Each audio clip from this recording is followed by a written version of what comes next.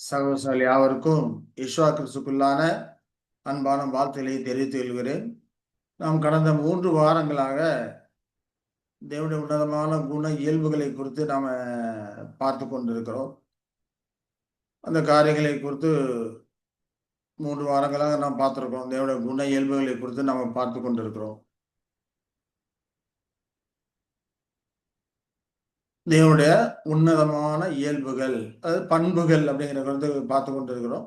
தேவனுடைய நாமம் யாவே அப்படிங்கிறதா, தேவனுடைய நாமம் அப்படிங்கிறதா இருக்கிறது அப்படிங்கிறதெல்லாம் நம்ம பார்த்தோம். கடந்த 3 வாரங்களா பார்த்துருக்கோம். இப்போ 4வது வாரம் அதன் தொடர்ச்சியை பார்க்க இருக்கிறோம். நாம பார்க்க இருக்கிறது சாதாரண ஒரு மனிதனை குறித்த காரியங்களோ இல்லை சாதாரண உலக பிரகாரமான ஒரு கல்வி அறிவோ கிடையாது. நாம் படிக்கிறது உன்னதமான தேவன் அந்த சராசங்களையும் படைத்து ஆண்டு வழிநடத்தி கொண்டிருக்கிற அந்த உன்னதமான தேவனுடைய குணப்பண்புகளை குறித்து நாம் ஆராய்ந்து பார்க்கிறோம். அவர் நமக்கு ஜீவனை கொடுத்தவர் அவர் தான். நமக்கு காற்றையும் சுவாசத்தையும் எல்லாத்தையும் கொடுத்திருக்கிறார் அவர் தான். நமக்கு காலங்களையும் வேலைகளையும் கொடுத்திருக்கிறாரு. எல்லாத்தையும் கொடுத்தா அந்த உன்னதமான தேவனை கண்ணோக்கி பார்த்து அவரை அறிந்து கொள்ளும் என்கிற அந்த வாஞ்சையினாலே அவர் தம்மை வெளிப்படுத்தியிருக்கிற வேதாகமத்தின் மூலமாக நாம் அதை ஆராய்ந்து பார்க்க இருக்கிறோம். ஆகவே பிரியமான சகோதர சகோதரிகளே, நாம் அப்படிப்பட்ட உன்னதமான தேவனை போற்றும் பயபக்தியோடு மனத்தாழ்மையோடு அவருடைய குண இயல்புகளை குறித்து ஆராய்ந்து பார்க்கலாம். வாருங்கள். தேவன் தம்மை குறித்த காரியங்களை அவர் வெளிப்படுத்திருக்க வேத வசனங்கள் மூலமாக வெளிப்படுத்தியிருக்கிறார் அப்படிங்கிற காரியங்களை எல்லாம் நம்ம ஏற்கனவே பார்த்துருக்கோம்.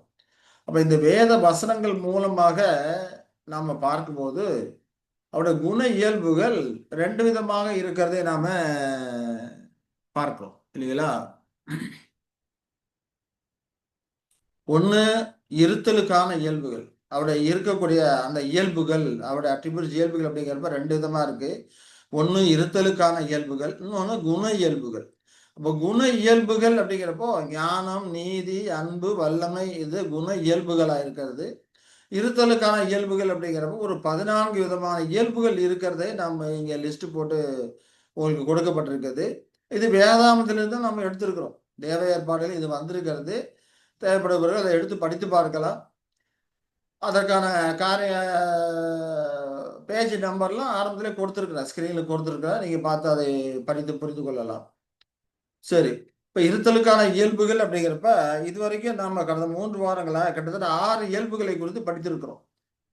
தேவனுடைய குண தோற்றம், அதாவது அவருடைய பர்சனாலிட்டி எப்படி இருக்குங்கிறதை இப்ப ஆராய்ந்து அறிந்தோம். தேவனுடைய சரீரத்துவம் எப்படிப்பட்டதா இருக்குங்கிறதை ஆராய்ந்து பார்த்தோம். தேவனுடைய ஆவிக்குரிய தன்மை எப்படிப்பட்டதா இருக்குது அப்படிங்கிறத ஆராய்ந்து பார்த்தோம். தேவனுடைய தன்னில் தானே இருத்தல் அப்படிங்கிற காரியத்தை குறித்து ஆராய்ந்து பார்த்தோம். அதே போல தேவனுடைய தன்னில் போதுமானதா இருத்தல், செல்ஃப் சஃபிஷியன்சி அப்படிங்கிற காரியத்தை குறித்து எப்படிங்கிறத வேத வசனங்களும் ஆராய்ந்து பார்த்தோம். 6வதாக தேவனுடைய நித்தியத்துவம் அப்படிங்கிற காரியங்களை குறித்து ஆராய்ந்து பார்த்தோம். இது வரைக்கும் நம்ம கடந்த 3 வாரங்களே அவரை குறித்து உன்னதமான அந்த இருத்தலுக்கான இயல்பை குறித்து ஆராய்ந்து பார்த்தோம். இப்போ நாம பார்க்கக்கூடியது 7வதா பார்க்கக்கூடியது தேவனுடைய சாவாமை அப்படிங்கிற காரியத்தை குறித்து பார்க்க இருக்கோம். அது அவர் இருத்தலுக்கான இயல்புகள். அப்படி ஜீவியம் இருக்கிறது, அந்த காலத்துல இப்போ வரைக்கும் இருந்து கொண்டே இருக்கிறது. அந்த இருத்தலுக்கான அந்த இயல்புகளாக 7வதா இருக்கக்கூடியது தேவனுடைய சாவாமை அப்படிங்கிற ஒரு காரியம். சாவாமை அப்படின்னா இது வந்து ஏற்கனவே பார்த்தோம். தன்னில் தானே இருத்தல், தன்னில் தானே போதுமான இருத்தல், இந்த காரியங்களுக்கு மிக நெருக்கமான ஒரு தேவனுடைய இயல்பாக இருக்கிறது இந்த சாவாமை அப்படிங்கிறது.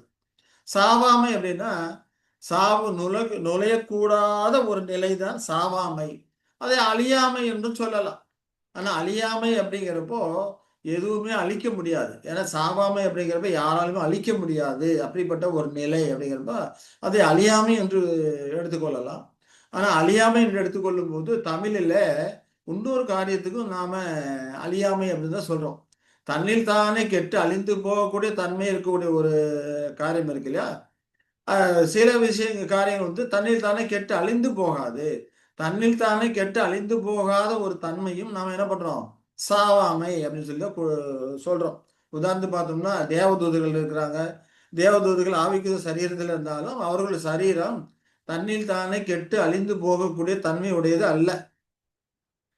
ஆனா ஆகையினால அதுவும் அழியாமை தான்.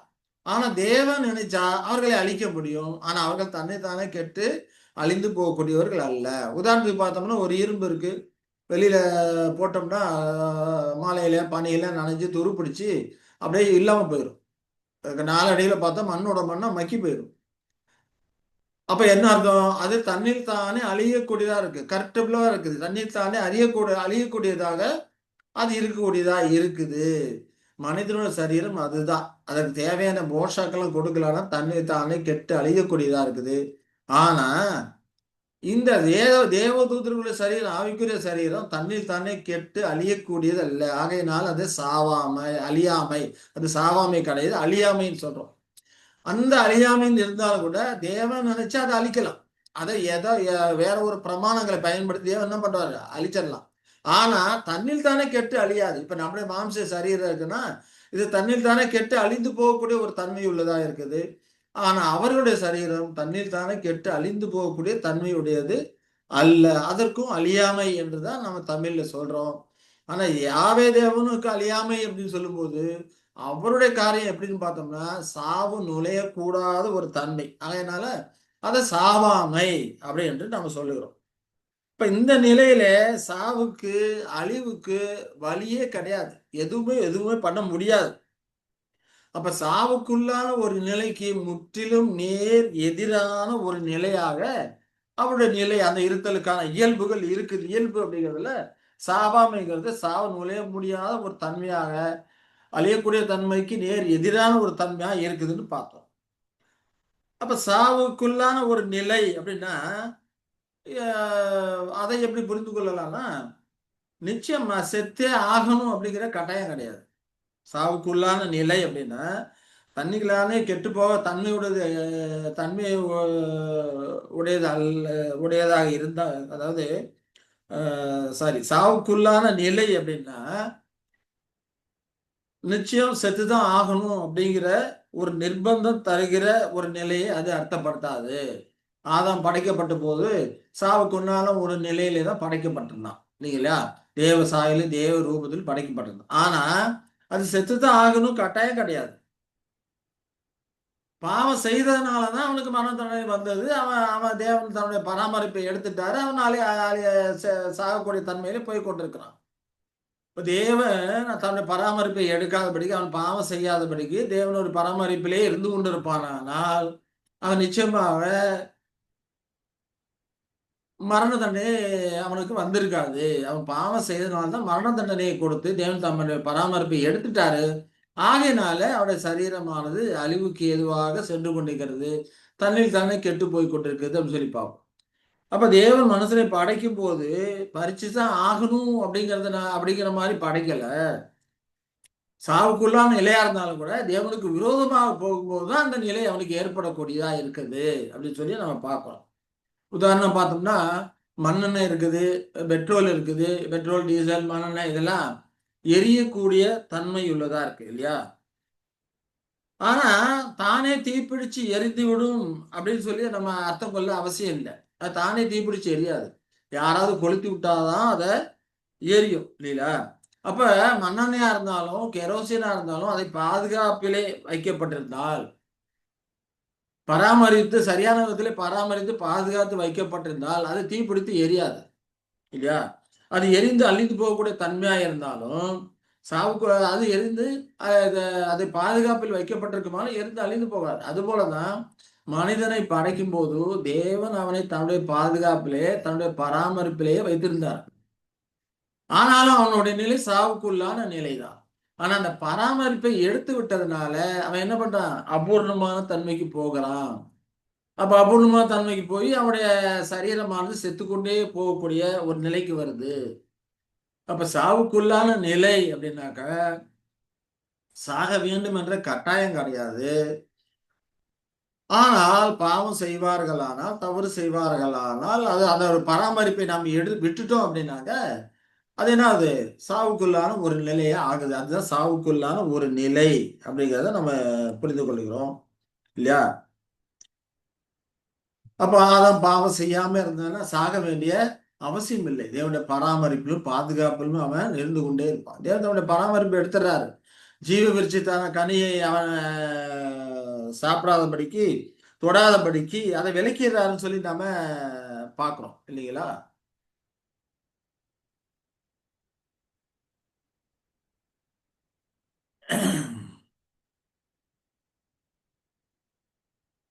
அந்த இது பண்ணிக்கலாம். தேவனுடைய சாவாமை குறித்த காரியங்கள் பார்த்துக்கிட்டு இருக்கோம் இல்லைங்களா? இப்ப இதுல ஆதியாகமம் 3:22 நாம படிச்சோம்னா, பின்பு தேவனாய கர்த்தர் இதோ மனுஷன் நன்மை தீமை அறியத்தக்கவனாய் நம்மில் ஒருவரைப் போல் ஆனான். இப்பொழுதும் அவன் தன் கையை நீட்டி ஜீவ விருட்சத்தின் கனியை பறித்து புசித்து என்றைக்கும் ஜீவனோடு இராதபடிக்கு செய்ய வேண்டும் என்று அப்படின்னு சொல்லி நம்ம பார்ப்போம். இப்போ ஜீவ விருட்சத்தின் கனியை இப்போ புசித்து கொண்டு வந்தானால், அதான் தேவன் தன்னுடைய பராமரிப்பிலே அவன் வைக்கப்பட்டிருந்தானால் அவன் சாக மாட்டான். அப்ப தேவன் அவன் பாவம் செஞ்சதுனால தன்னுடைய பராமரிப்பை விலக்குகிறாரு. ஜீவ விருட்சத்தின் கனியை தொட முடியாதபடிக்கு அவன் செஞ்சிடறாரு, அங்கே காவல் வச்சிடுறாரு. அப்போ மனுஷனுக்கு தேவையான மனுஷ சரீரத்துக்கு அவனுடைய ஜீவனுக்கு தேவையான பராமரிப்பு இல்லை, தேவையான சத்துக்கள் ஊட்டச்சத்துக்கள் இல்லை. பூமியும் என்ன ஆகுது, சபிக்கப்பட்டதா இருக்குது. அது 100% பலனை கொடுக்காது. அது முள்ளு குறுக்கும் முளைப்பிக்கும். அப்ப அவனுடைய ஜீவனுக்கு ஜீவியத்துக்கு தேவையான அந்த ஊட்டச்சத்துக்கள் இல்லாதபடிக்கு தேவன் தன்னுடைய பராமரிப்பை எடுத்துறதுனால படிப்படியாக அவன் ஜீவன் குன்றி போனவனாக ஆகிறான் அப்படின்னு சொல்லி நாம பார்க்கிறோம். அப்படிதான் அவன் மரண தண்டனை பெற்றவனாக செத்து கொண்டே சாவா என்று சொல்லப்பட்ட பிரகாரம் படிப்படியாக ஜீவன் குறைந்து கொண்டே போய் இறுதியிலே மறிக்கிறான். ஏன் தேவன் பராமரிப்பை எடுத்து விடுகிறாரு. ஆகினால் அவனுக்கு மரணம் நேர்ந்துடுது. இதுதான் சாவுக்குள்ளான ஒரு நிலை.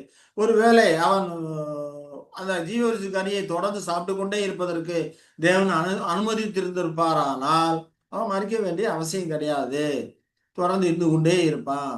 அவன் பாவம் செஞ்சதுனால தேவன் அந்த பராமரிப்பை விலக்கிட்டாரு அப்படின்னு சொல்லி பார்ப்போம். அதே போல பெட்ரோலா இருக்கட்டும், டீசலா இருக்கட்டும், பாதுகாப்பா வச்சிருந்தா தானே தீப்பிடிக்காது. பாதுகாப்பை எடுத்துட்டோம்னா அது எந்த விதத்திலும் தீப்பிடிக்கக்கூடியதாக அது இருக்குது அப்படின்னு சொல்லி நம்ம புரிந்து கொள்ள. இதுதான் சாவுக்குள்ளான ஒரு நிலை. ஆனா தேவனுடைய காரியம் அப்படி கிடையாது. சாவே அண்ட முடியாத, அணுக முடியாத ஒரு நிலையா இருக்கிறது இல்லைங்களா?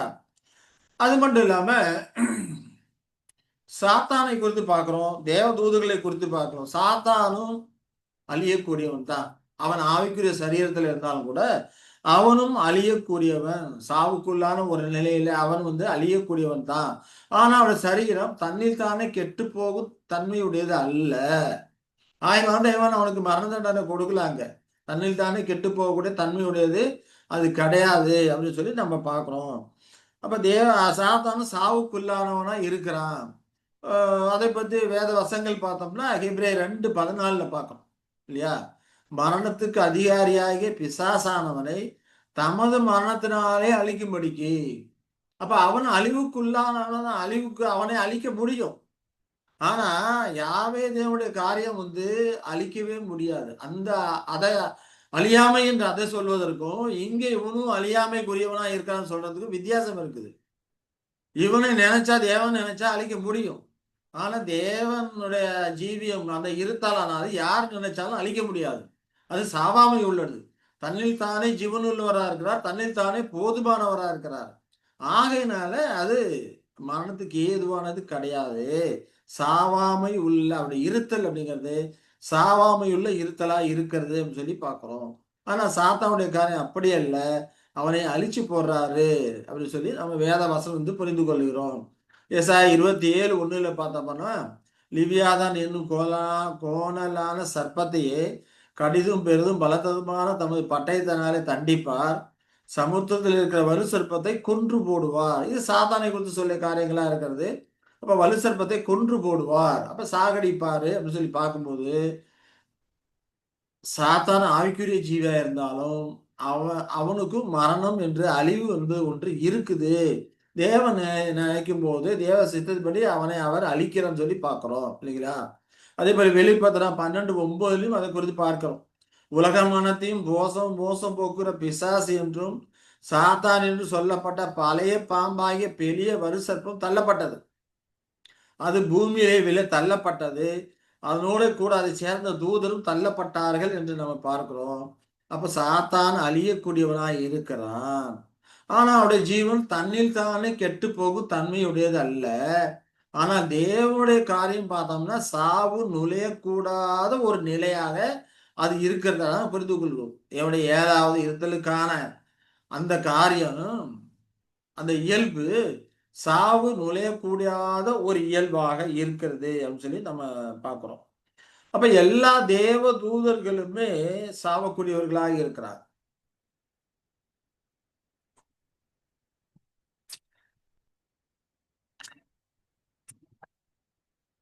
அது மட்டும் இல்லாம சாத்தானுக்கு இந்த காரியங்களை இன்னும் கூட ஒரு 2 3 வசனங்களை பார்த்தோம் அப்படின்னு சொன்னோம்னா, எசேக்கியேல் 28:18 நம்ம பார்க்கும்போது, உன்னை பட்சிப்பதாகிய ஒரு அக்கினியை நான் உன் நடுவில் இருந்து புறப்பட பண்ணி உன்னை பார்க்கிற எல்லாருடைய கண்களுக்கு முன்பாக உன்னை பூமியின் மேல் சாம்பலாக்குவேன்னு சொல்லி சாத்தானை குறித்து அங்க தீர்க்க தரிசனமா சொல்றாரு.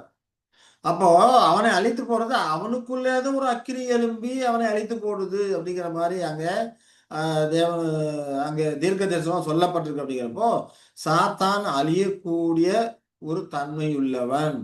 ஆனாலும் கூட தன்னில் தானே கெட்டு போக மாட்டான். தேவன் நினைத்தா அவனை என்ன பண்ணுவாரு? அழிக்க முடியும். தன்னில் தானே அழிவுடையவன் அல்ல. தேவனால் அவனை அழிக்க முடியும் அப்படிங்கிறத புரிந்து கொள்ளுகிறோம். தேவதூதர்கள் ஆவிக்குரிய ஜீவிகள் அவர்களும் இதே போலதான் இல்லையா?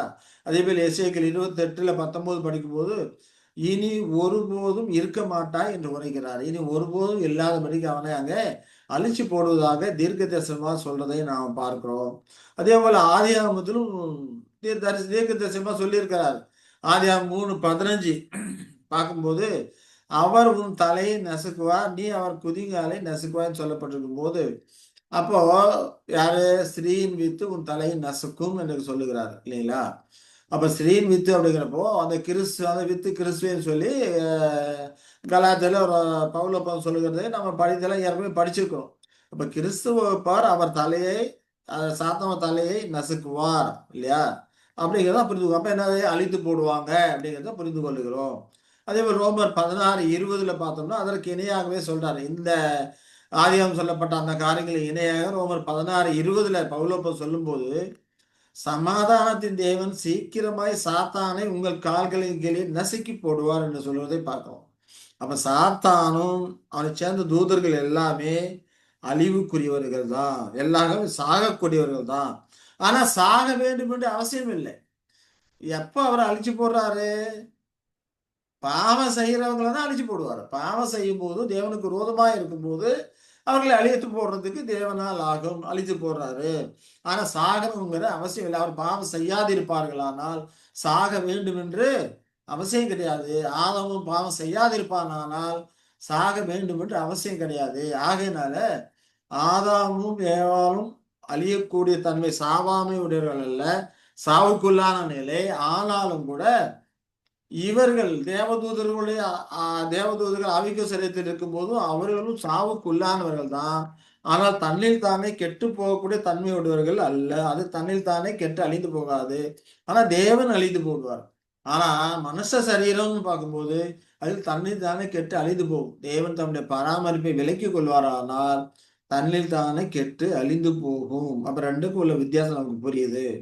ஆனா யாவே தேவனுடைய சரீரம் சாவாமை இதுல எதுக்குமே சேராது. சாவு நுழையக்கூடாத ஒரு நிலையாக இருக்கிறது அப்படிங்கிறத நாம புரிந்து கொள்கிறோம் இல்லையா?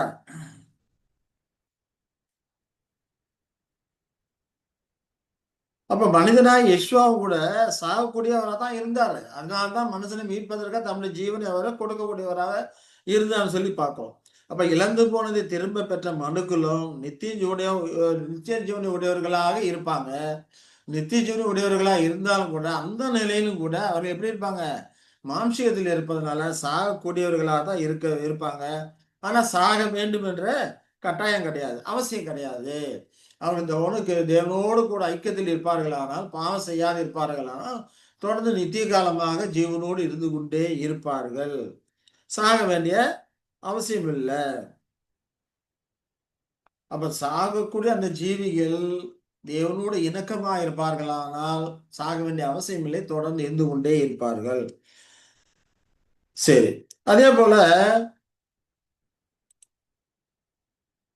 இயேசு கிறிஸ்துவை குறித்து நாம சொல்லும்போது 1 தீமோத்தேயு 6:16 பார்க்கும்போது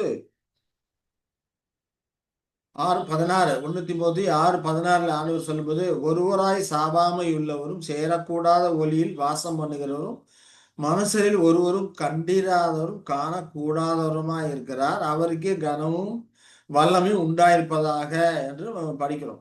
இப்ப இது யெஷுவா கிறிஸ்துவுக்காக சொல்லப்பட்ட ஒரு காரியமா இருக்கிறது. அப்ப தெய்வீக ஜீவிகள் மட்டும் சாவாமை உடையவர்களாக இருக்கிறாங்க. ஏன்னா யெஷுவா தேவன் தம்மில் தாமே ஜீவனுள்ளா இருக்கிறது போல, குமாரனும் தம்மில் தாமே ஜீவனுள்ளா இருக்கும்படிக்கு அருள் செய்திருக்கிறார்ன்னு நம்ம படிக்கிறோம். அப்ப அதே விதமாக இவர் தெய்வீக சுபாவத்திலே யெஷுவா கிறிஸ்துவை தேவன் உயர்த்தி இருக்கிறதுனால, அதே விதமான தேவன் இருக்கிற கூடிய அப்படிப்பட்ட ஒரு சாவாமை உடையவராக இவர் இருக்கிறாரு. யாரு? இயேசுவா இருக்கிறாரு. அதனால்தான் 1 தீமோத்தேயு 6:16 சொல்லும்போது, ஒருவராய் சாவாமை உள்ளவரும் சேரக்கூடாத ஒளியில் வாசம் பண்ணுகிறவரும் மனுஷரில் ஒருவரும் கண்டிராதவரும் காணக்கூடாதவருமா இருக்கிறாரு. இப்ப யாவே தேவன் அப்படிப்பட்ட உன்னதமான அந்த நிலை, அப்படிப்பட்ட நிலைக்கு இவரையும் உயர்த்திருக்கிறாரு அப்படின்னு சொல்லி நம்ம பார்க்கிறோம். சரி. அதே போல இவர் மட்டுமல்ல, இவரோடு கூட உண்மைத்துவமா ஓடக்கூடிய பரிசுத்தவான்கள், அவர்களுக்கும் இப்படிப்பட்ட ஒரு மகிமையான காரியம், தெய்வீக சுபாவம் கிடைக்கக்கூடியதா இருக்கு. அதாவது சாவாமை கிடைக்கக்கூடியதா இருக்குது. மனவாட்டி வகுப்பார் 1,44,000 பேருக்கும் இந்த சிலாக்கியம் கிடைக்கக்கூடியதா இருக்குதுன்னு சொல்லி நம்ம பார்க்கிறோம். வெளிப்படுத்தின 14:1 பார்க்கும்போது, பிதாவின் நாமம் தங்கள் நெற்றிகளில் எழுதப்பட்டிருந்த 1,44,000 பேரும் நிற்க கண்டேன் அப்படிங்கிறார் இல்லையா? சீயோன் மலையின் மேலே ஆட்டுக்குட்டியானவர் நிற்கிறாரு. அவரோடு கூட 1,44,000 பேர் எப்படி இருக்கிறாங்க? பிதாவின் நாமம் நெற்றியிலே எழுதப்பட்டவர்களாக, அப்ப அந்த சாவாமை உடையவர்களாக, கிறிஸ்துவோடு கூட சுதந்திரர்களாக இவர்கள் அங்கே இருக்கிறாங்க. கிறிஸ்து இருக்கிறதுல அவங்க இருக்கிறாங்கன்னு சொல்லி நம்ம பார்க்கிறோம். அப்ப இத குறித்து தான் இவர்களுக்கு இந்த சுபாவம், இந்த சாவாமையுடைய அந்த தெய்வீக சுபாவம் இவர்களுக்கு வாக்குத்தத்தம் பண்ணப்பட்டிருக்குது. அத பேதுரு சொல்றாரு. 2 பேதுரு 1:4 படிக்கும்போது, இச்சையினால் உலகத்தில் உண்டான கேட்டுக்கு தப்பி திவ்ய சுபாவத்துக்கு பங்குள்ளவர்களாகும் பொருட்டு மகா மேன்மையும் அருமையுமான வாக்குத்தத்தங்கள் இல்லையா? அவைகளினாலே நமக்கு அளிக்கப்பட்டிருக்கிறது என்று அங்கே சொல்லுகிறதை பார்க்கிறோம். அப்ப இவர்கள் அப்படிப்பட்ட தெய்வீக சுபாவத்தை சாவாமையை தரித்துக் கொள்வார்கள் என்று இவர்களுக்கு வாக்குத்தத்தம் பண்ணப்பட்டிருக்கிறது. இவர்கள் உண்மைத்துவமாய் ஓடி தங்கள் ஓட்டத்தை முடிக்கும்போது இவர்களுக்கும் இயேசு கிறிஸ்துவை போல அப்படிப்பட்ட ஒரு பங்கு கிடைக்கக்கூடியதா இருக்குது. தேவன் வாக்குத்தத்தம் பண்ணியிருக்கிறார் என்று சொல்லுகிறதை நாம பார்க்கிறோம். சரி. இதெல்லாம் என்ன, இதுல இருந்து நமக்கு என்ன புரிந்து கொள்கிறோம்? தேவன் சாவு அண்டக்கூடாத, சாவு அணுக முடியாத ஒரு நிலையில இருக்கிறாரு. அவருக்கு உண்மைத்துவமா ஓடுன கிறிஸ்துவுக்கும் அவரோடு கூட ஓடுன அந்த 1,44,000 பரிசுத்தவான்களுக்கும் அப்படிப்பட்ட ஒரு நிலையை சாவாமை தேவன் கிருபையாக அவர்களுக்கும் அனுகிரகம் செய்திருக்கிறாரு அப்படிங்கிறத நாம இதிலிருந்து நாம புரிந்து கொள்ளுகிறோம். சரி. இதை குறித்து இன்னும் கூட விளக்கமா அப்போஸ்தலன் பவுல் சொல்றார். 1 கொரிந்தியர் 15:53 படிக்கும்போது, அழிவுள்ளதாகிய இது அழியாமையும் சாவுக்கு ஏதுவாக இது சாவாமையும் தரித்துக் கொள்ள வேண்டும். இப்ப அவர்களுடைய ஜீவன் அழிவுள்ள ஜீவனா இருக்குது இல்லைங்களா? அப்படிப்பட்ட அந்த ஜீவன் அழியாமையும் சாவுக்கு ஏதுவான அது சாவாமையும் தரித்துக் கொள்ள வேண்டும் என்று அங்கே இப்ப சொல்ல பவுல் சொல்றதை பார்க்கிறோம். அதே போல தொடர்ந்து 1 கொரிந்தியர் 15:54 சொல்லும்போது, அழிவுள்ளதாகிய இது அழியாமையும் சாவுக்கு ஏதுவாய் இது சாவாமையும் தரித்துக் கொள்ளும் போது மரணம் ஜெயமாக விழுங்கப்பட்டது என்று எழுதியிருக்கிற வார்த்தை நிறைவேறும். அப்போ கிறிஸ்துவோடு கூட மனவாட்டி வகுப்பாரும் அந்த 1,44,000 பரிசுத்தவான்களும் இந்த அழியாமையாகிய அந்த சாவாமையை அது தரித்துக் கொள்ளக்கூடியவர்களாக இருக்கிறாங்க. அது அவர்களுக்கு கிருபையாக ஒரு சிலாக்கியமாக தேவன் அவர்களுக்கு அனுகிரகம் பண்றாரு. ஏன்னா கிறிஸ்துவோடு கூட அந்த பாத்திரத்தில் பங்கு கொண்டவர்களாக அவர்கள் இருக்கிறாங்க. ஆனா அதான் யோவான் 5:26 யெஷாவு சொல்லும்போது, பிதாவானவர் தம்மில் தாமே ஜீவனுடையவராய் இருக்கிறது போல குமாரனும் தம்மில் தாமே ஜீவனுடையவராய் இருக்கும்படி அருள் செய்திருக்கிறார் என்று அங்க சொல்லுகிறதை நம்ம பார்க்கிறோம் இல்லையா?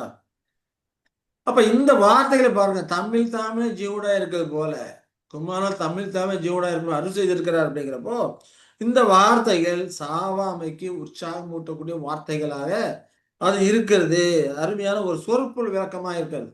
தன்னில் தான் ஜீவனுடையவரா இருக்கிறாங்க. தன்னில் தானே போதுமானதா இருக்கிறாங்க. ஆகையினால அங்க சாவு நுழைய முடியாத ஒரு நிலை அங்க இருக்குது அப்படிங்கிறத பார்க்கிறோம். அப்ப ஜீவித்து காலியாக கூடாத நிறைவான ஒரு ஜீவனுடைய களஞ்சியமாக அது இருக்குது. தன்னில் தானே ஜீவனுடையவரா இருக்கிறான்னா, அது குறைந்து போகாத அந்த அவருடைய ஜீவியத்துக்கான காரியங்கள் எந்த காலத்தில் குறைந்து போகவே முடியாது. அப்படி இருக்குது அப்படின்னு சொல்லி புரிந்து கொள்கிறோம். யாவே தேவன் எவ்வளவு சிருஷ்டிப்பை படைச்சிருக்கிறார் இல்லையா?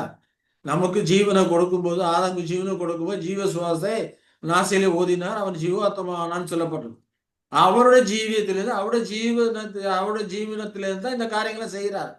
அப்ப இவ்வளவு சிருஷ்டிகள் படைத்தாலும் கூட அவருடைய ஜீவியமானது குறைந்து போகக்கூடிய காரியம் அல்ல. அப்ப ஜீவித்து காலியாக கூடாத நிறைவான ஜீவனுடைய ஒரு களஞ்சியமா இருக்குது.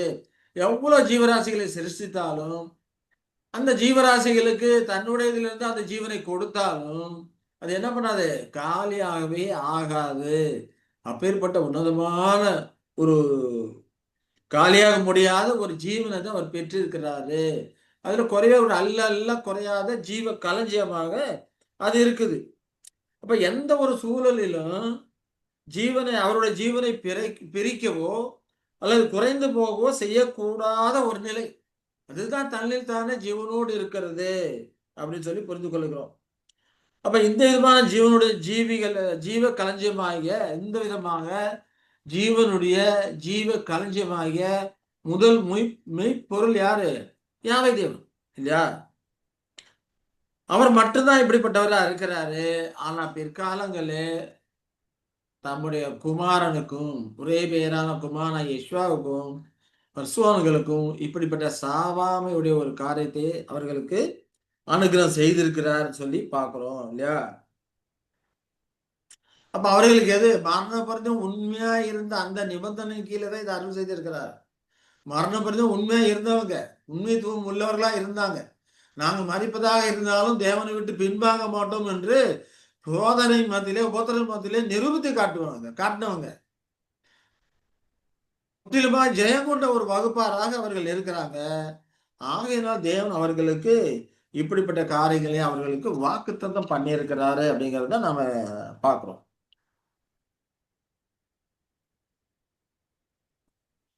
அப்ப கிறிஸ்துக்குள்ள ஜெயம் கொள்ளக்கூடிய அந்த மனவாட்டி வகுப்பாருக்கு இது வாக்குத்தத்தம் செய்யப்பட்டிருக்கு அப்படிங்கிறத இன்னும் சில வசனங்கள் மூலமாக நம்ம புரிந்து கொள்ளலாம்.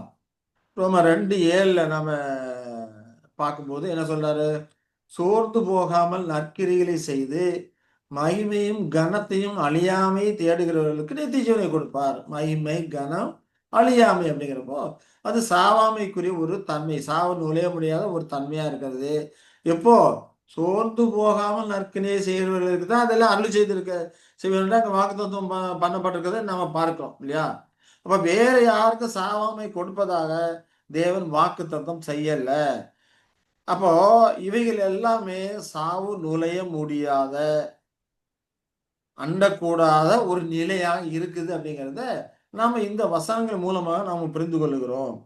இப்ப மனுஷன் இருக்கிறான்னா மனுஷன் பல வழிகளை கடைபிடித்து என்ன பண்ண முடியும்? செத்து போக செய்ய முடியும். தேவனை அந்த விதமாக சாகடிக்க செய்ய முடியாது.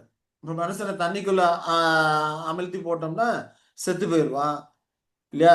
நெருப்புல தூக்கி போட்டோம்னா பஸ்மமாய் போயிடுவான். மண்ணுக்குள்ள போட்டு புதைச்சோம்னா காற்று சுவாசிக்க முடியாம அவன் செத்து போயிடுவான் இல்லையா?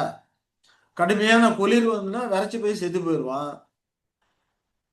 காற்றே இல்லாத ஒரு வெற்றிடத்துல போட்டோம்னா செத்து போயிடுவான் இல்லைங்களா? ஆனா யாவே தேவன் இப்படிப்பட்ட எந்த சூழலிலும் அவருடைய ஜீவனை என்ன பண்ண முடியாது? மறுக்க செய்ய முடியாது. அவர் தண்ணிக்குள்ள இருந்தாலும் அவர் ஜீவனோடு இருப்பாரு. நெருப்புக்குள்ள போனாலும் அது அவரை ஒன்றும் சேதப்படுத்தாது.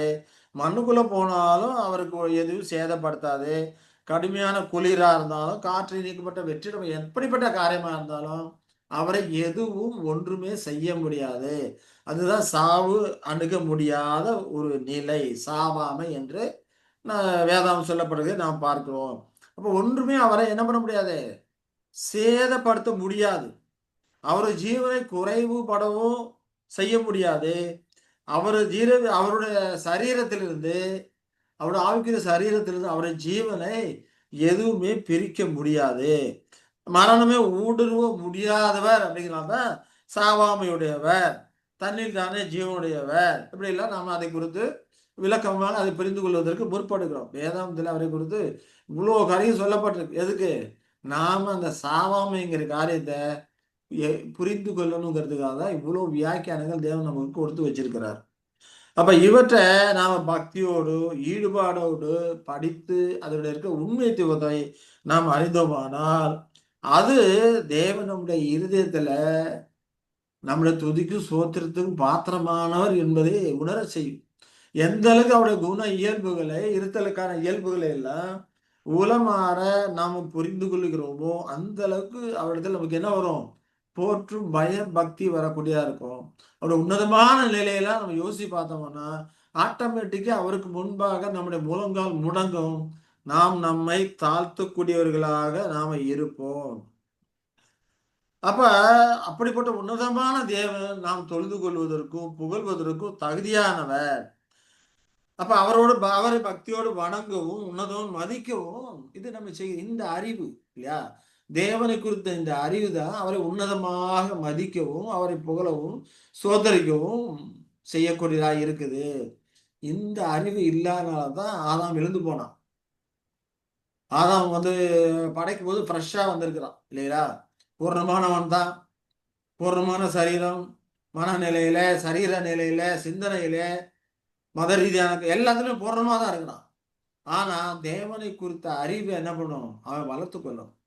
வளர்த்து கொள்ளாமல் அவன் தவறி போயிட்டான். தேவன் எப்படிப்பட்டவர், குணவி எப்படிப்பட்டவர், நமக்கு இவ்வளவு நன்மை ஜீவனை கொடுத்து இவ்வளவு நன்மைகளை கொடுத்திருக்கிறாரு, ஏதேன் தோட்டத்தை கொடுத்திருக்கிறாரு, ஜீவனுக்கு தேவையான பராமரிப்பை கொடுத்திருக்கிறாரு, நல்லதொரு தோழியை கொடுத்திருக்கிறாரு, இவ்வளவு சிருஷ்டிகளை கொடுத்து எல்லாத்தையும் ஆண்டுகள் என்று சொல்லி இருக்கிறாரு. அப்படிப்பட்ட உன்னதமான தேவன் எப்பேற்பட்டவரா இருப்பாரு, அவருடைய அன்பு எப்படிப்பட்டதா இருக்கும், அவருடைய ஞானம் எப்படிப்பட்டதா இருக்கும், அவருடைய சிருஷ்டிப்பு ஒவ்வொன்றிலும் அவருடைய ஞானம் விளங்கும். அதெல்லாம் அவன் பார்த்திருப்பான். அதை பார்த்து தேவனை அறிந்து கொள்ள, தேவனை குண இயல்புகள் அறிந்து கொள்ள அவன் என்ன பண்ணும்? முயற்சி பண்ணணும் இல்லையா? எப்பேற்பட்ட உன்னதமான தேவன் இருக்கிறான்னு சொல்லி அதை குறித்த அறிவிலே அவன் வளரும் போதுதான் ஆட்டோமேட்டிக்கா அவன் தன்னை தாழ்த்தக்கூடியவனா இருப்பான். ஆனா அவன் என்ன பண்ணான்? தேவன் அவனுக்கு கொடுத்திருக்க உன்னதமான இந்த ஆசீர்வாதங்களை எல்லாம் அனுபவித்து கொண்டே இருந்தான். அதிலே சந்தோஷப்பட்ட கொண்டான், மகிழ்ந்து களி கூர்ந்தான். ஆனா இவ்வளவு ஆசீர்வாதங்களை கொடுத்த தேவனை அவன் நினைச்சு பார்க்கல. தேவன் எப்படிப்பட்டவர் அப்படிங்கறத ஆராய்ந்து பார்க்கல, நினைச்சு பார்க்கல. அவரை அறிந்திருந்தான், ஆனால் நினைத்து பார்த்திருப்பான், நிச்சயமா அவரை போற்றி மதித்திருப்பான். அவருடைய சொல்லுக்கு அவன் என்ன பண்ணிருப்பான்? கீழ்பட்டிருப்பான் அப்படின்னு சொல்லி பார்ப்போம். இப்ப நாம பெற்றிருக்கிற இவ்வளோ அறிவு கூட நிச்சயமா ஆதாமுக்கு அந்த காலத்துல தேவனை கொடுத்த அறிவு இல்லை. அறிவு இல்லாதனால்தான் அவன் என்ன பண்ணான்? பாவத்துக்கு உள்ளானான்னு சொல்லி பார்க்கிறோம். அப்ப தேவனை குறித்த அறிவு எந்த அளவுக்கு ஒருத்தர்கிட்ட அதிகமா இருக்குதோ அந்த அளவுக்கு தேவனை போற்றவும் மதிக்கவும் அவரை உன்னதமா உயர்த்தி வைக்கவும் அவரிடத்துல அன்பு கொள்ளவும் அவருடைய பிரமாணங்களை கை கொள்ளவுமான முயற்சி பண்ணுவோம். அன்பு இருப்பான். ஒரு பிள்ளைகள் இருக்கிறா, தாய் தகப்பனுடைய குறித்த காரியங்களே, தாய் தகப்பன குண இயல்புகள் எப்படி நம்மளை பாதுகாக்கிறாங்க, வளர்த்து கொண்டு இருக்கிறாங்க, இதெல்லாம் எப்போ அந்த குழந்தை உணர்தோ அறியுதோ, தாய் தப்பனை குறித்த அறிவு அதிகமா வளருதோ அதற்கு ஏற்ற விதமா தாய் தப்பனை மதிப்பாங்க, அவருடைய தியாகத்தை உணர்வாங்க, அவங்களை மதித்து போற்றுவாங்க, அவங்கள்ட்ட மரியாதையா நடக்குவாங்க இல்லைங்களா? இதெல்லாம் எப்போ அவர்கள் உணர்றாங்களோ அப்பதான் அந்த காரியங்களை செய்வாங்க. அதே போல ஆதாம் படைக்கும் போது ஃப்ரெஷ்ஷா இருக்கிறான். இப்ப அவன் தன்னுடைய கேரக்டரை வளர்த்துக்கணும், அறிவை வளர்த்து கொள்ளணும். எல்லா சிருஷ்டிப்பையும் பார்த்து தேவன் எவ்வளவு ஞானம் உள்ளவர், எவ்வளவு படைப்பு ஞானமா படிச்சிருக்காரு, எவ்வளவு ஞானம் உள்ளவர் சொல்லி அவருடைய ஞானத்தை வியந்து பாராட்டி இருக்கணும். அவரோட அன்பை வியந்து பாராட்டி அதை நேசித்து இருக்கணும். அப்படி எல்லாம் இல்லாதபடிக்கு தேவன் கொடுத்த ஆசீர்வாதங்களை மகிழ்ச்சியுற்று அதிலே இருந்துட்டான். இதை கவனிக்க தவறிவிட்டான். ஆகையினால அங்கே விழுந்து போனான்னு சொல்லி நாம பார்க்கிறோம். ஆனா ஆண்டவராகிய யெஷுவா கிறிஸ்து அவரை குறித்து ஒரு வசனம் சொல்லுது. அவர் யாவே தேவனை குறித்த அறிவினாலே அநேகரை நீதிமான்கள் ஆக்குவார். யெஷுவா மனுஷனா இருக்கும்போது தேவனை குறித்த அறிவு இருக்குது. அவருக்கு உண்மைத்துவமா இருந்தாரு. கடைசி வரைக்கும் நிலை நின்றாரு அப்படிங்கிறது பார்க்கிறோம். ரசல் அவர்கள் ஒரு கேள்வி பதிலை சொல்லும்போது பிடியில பிஎஸ்ல ஏதோ ஒரு படிக்கும்போது பிடியில படிச்சேன்னா இல்லை ஏதோ ஒரு கேள்வி பதில ஒரு காரியம் வருது. பிடியில ரசலுடைய கொஸ்டின் ஆன்சர் எல்லாம் தெரியல. படிக்கும்போது இந்த காரியங்களை அங்கே அறிவுறுத்துகிறார். அறிவுறுத்து அங்கே சொல்றாரு, அந்த யெஷுவா கிறிஸ்துவுக்கு அந்த நாலேஜ் இருக்குது. அந்த நாலேஜ் இருந்ததுனால அநேகரை நீதிமான்களாக்கும்னு சொல்லப்பட்டிருக்குது. அதுபோல் அந்த நாலேஜ் இருந்ததுனால அவர் தேவனுக்கு உண்மைத்துவமா இருந்தாரு. இவன் அந்த நாலேஜை வளர்த்து கொள்ளல். உதாரணத்துக்கு பார்த்தோம்னா இதற்கு அடையாளமா நம்ம இன்னொரு காரியத்தை கூட நம்ம யோசிச்சு பார்க்கலாம். என்ன ஒரு காரியம் பார்த்தோம்னா, இஸ்ரவேல் ஜனங்களை வனாந்திரத்தை வழிநடத்தி கொண்டு போகிறாரு. வழிநடத்தி கொண்டு போக தேவனுடைய பராமரிப்புக்குள்ள இருக்கிறாங்க இல்லைங்களா? அவர்களுக்கு உண்ண சாப்பிட்றதுக்கு சாப்பாடு, குடிக்க தண்ணி எல்லாமே கிடைக்குது. அவங்க போய் கஷ்டப்பட்டு உழைக்க வேண்டியதில்லை. காலை ஏஞ்சி பார்த்தோம்னா டென்ட்டை சுற்றி மண்ணா பொழியப்பட்டிருக்கு. அதை எடுத்து வேவிச்சோ அவிச்சோ சாப்பிட்டுக்க வேண்டியதுதான். அதே போல காடை கேட்டா, இறைச்சி கேட்டாங்க, அதையும் கொடுக்குறாரு. தண்ணி கேட்கறாங்க, அதையும் கொடுக்குறாரு. அவங்க துணி பலசா போகல, கால் வீங்கல, செருப்பு தேஞ்சு போகல. இவ்வளோ பராமரிப்பை கொடுத்துருக்கிறாரு. ஆனா அவங்க என்ன பண்றாங்க? அங்கே பவுல அப்போஸ்தலன் 1 கொரிந்தியர் 10ஆம் அதிகாரம் சொல்லும்போது, அவர்கள் சிலர் புசித்து குடித்து உட்கார்ந்து விளையாட ஆரம்பித்தார்கள் என்று எழுதியிருக்கிறபடி அவர்கள் விக்கிரக ஆனது போல நீங்கள் ஆகாதிருங்கள் அப்படிங்கிறாரு. அப்ப இவ்வளவு நன்மைகளை சேர்ந்த தேவனை நினைத்து பார்த்து அவருடைய பிரமாணங்களை நினைத்து பார்த்து அதை வியந்து பாராட்டி அப்படி இருந்திருக்கணும். அதை விட்டுட்டு தேவன் கொடுத்த ஆசீர்வாதங்களை ஜாலியா அனுபவிச்சுக்கிட்டு சந்தோஷமா இருந்துகிட்டு இருக்கிறதுனால தேவனை குறித்து ஓரம் கட்டிட்டு அவர் கொடுத்த நன்மையான காரியங்களை மட்டுமே அனுபவித்துக் கொண்டிருக்கிறதுனால அநேகர் விக்கிரகக்காரர்கள் ஆகி போயிட்டாங்க அப்படின்னு சொல்லி நாம பார்க்கிறோம். அது போலதான் ஆதாம் தேவனை கொடுத்த அந்த நன்மையான காரியங்கள் அனுபவித்துக் கொண்டதுனால தேவன் மேல கொண்ட அன்பு வைப்பதை காட்டிலும் தன்னுடைய தோளின் மேல் அன்பு கொண்டதுனால பழத்தை சாப்பிட்டுட்டான். சாப்பிட்டு அங்க பாவம் செய்தான். இவ்வளவு காரியங்கள் வந்தது அப்படிங்கிற காரியங்களை நாம பார்க்கிறோம் இல்லைங்களா? அப்போ ஆகையினாலதான் அவனுக்கு மரணம் வந்தது, மரண தண்டனை வந்தது. அப்படி இல்லைன்னா அவன் தேவனுக்கு பிரியமா இருந்து கொண்டே இருந்தானால் என்றென்னும் ஜீவனோடு இருந்து கொண்டே இருப்பான்னு சொல்லி நாம பார்க்கிறோம். அப்போ இப்ப எதுக்காக இந்த காரியங்களை பார்த்தோம் அப்படின்னா, தேவனை குறித்த அறிவு எந்த அளவுக்கு நமக்கு அதிகமா இருக்குதோ அந்த அளவுக்கு அவரை உன்னதமாக போற்றவும், துதிக்கவும், ஸ்தோத்தரிக்கவும், அவரை பணிந்து நமஸ்கரிக்கவும் நாம முற்படக்கூடியவர்களாக நாம இருப்போம். அதுக்காக தான் இந்த காரியங்களை நம்ம படிக்கிறோம். அப்ப தேவன் இருத்தலுக்குரிய இயல்புகளின் மகத்துவத்தை நாம் புரிந்து கொள்ளக்கூடாத அளவுக்கு அப்பாற்பட்ட பல அம்சங்களும் இருக்கணும். இப்ப நமக்கு தேவனை வெளிப்படுத்தி இருக்கிறது நம்முடைய நாலேஜ் எப்படியோ அதற்கு தகுந்தமாவது அவரு வெளிப்படுத்திருக்கிற காரியம் கொஞ்சம் தான். ஆனா நாம் அறிந்தும் உணர முடியாத அளவுக்கு இன்னும் அநேகமான இருத்தலுக்கான இயல்புகள்லாம் இருக்குது. ஆனா நமக்கு வேதாந்தத்துல அவர் வெளிப்படுத்தியிருக்கிற காரியம் சொற்பமான ஒரு காரியம். அதை நாம புரிந்து கொண்டோமானால் இதற்கே கூட நாம என்ன பண்ணுவோம்? அதிகமா அவரை தொழுது கொள்ளக்கூடியவர்களாக நாம இருப்போம். ஒருவேளை மில்லியனியர் யுகத்துல இறுதியில பூரணத்தை அடையும் போது இன்னும் இதை காட்டிலும் இப்பொழுது நாம் அறியக்கூடியதை காட்டிலும் தேவனை குறித்த காரியங்களை, கிறிஸ்துவ குறித்த காரியங்களை இன்னும் அதிகமாக உணரக்கூடிய, அறிந்து கொள்ளக்கூடிய அந்த வாய்ப்பு அந்த காலகட்டத்தில் இன்னும் அதிகமாக இருக்கும். எந்த அளவுக்கு அதிகமாக தேவனை குறித்து அறிந்து கொள்கிறோமோ அந்த அளவுக்கு அவருக்கு முன்பாக நாம் நம்மை தாழ்த்துவோம், நம்முடைய முழங்கால்களை முடக்குவோம், தேவனை சோதரிப்போம் இல்லையா? அந்த உணர்வு இல்லையா? அப்ப இதெல்லாம் வரணும். தேவனுடைய இப்போ நம்ம படிக்கிறோம். தேவனுடைய கற்பனைகளில் முதன்மையான கற்பனை உன் தேவனாய கருத்துறதுல முழு இதயத்தோடும், முழு ஆத்மனும், முழு பலத்தோடும், முழு மனதோடும் அன்பு கூறுவாயாக. இந்த அன்பு எப்போ வரும்? தேவனை குறித்த அறிவில எந்த அளவுக்கு வளர்ந்துருக்கிறோமோ அந்த அளவுக்கு இந்த அன்பு வளரும்.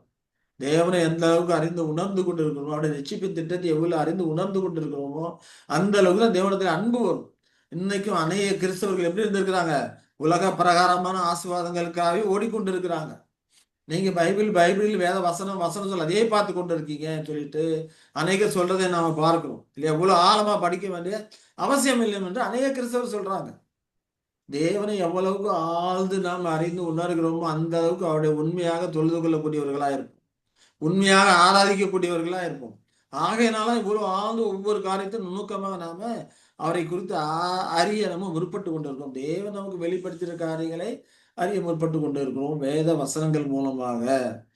நிஜமாகவே இந்த அறிவு நமக்கு அவசியமான ஒரு காரியமா இருக்குது இல்லையா? அவர் தம்முடைய இயல்புகளே பரிபூர்ணமா இருக்கிறாரு, எல்லையற்றவரா இருக்கிறாரு. அவர் ஒரு காரியத்துக்கு ஒரு எல்லையே கிடையாது. இப்ப தேவனுக்கு முன்பாக போற்றுவதற்குரிய பயபக்தியோடு பரவசத்தோடு நாம் என்ன பண்ணோம் நிற்க இந்த அறிவு நம்மை தூண்டக்கூடியதா இருக்கு. அவர் கருணையோடு நயம்பட எளிமை தோன்ற அவர் திருவுளம் கொண்டு நம்மோடு ஐக்கியபந்தம் வைக்கிறதுக்கு விரும்புகிறார். உன்னதமான எல்லையற்ற விதமா இருக்கக்கூடிய அவருடைய நாலேஜ் எல்லையற்றதா இருக்கு, உணர்ந்து கொள்ள அதுக்கு எல்லை இல்லாம இருக்குதுன்னு சொல்லி பார்க்கணும். அவர் படைத்த படைப்புகளை குறித்து ஆராய்ச்சி பண்ற வானமண்டங்களை ஆராய்ச்சி பண்ணுகிற விஞ்ஞானிகள்லாம் சொல்றாங்க அது அப்படியே அந்த அண்டம் விரிந்து கொண்டே போகுது அப்படிங்கிறாங்க.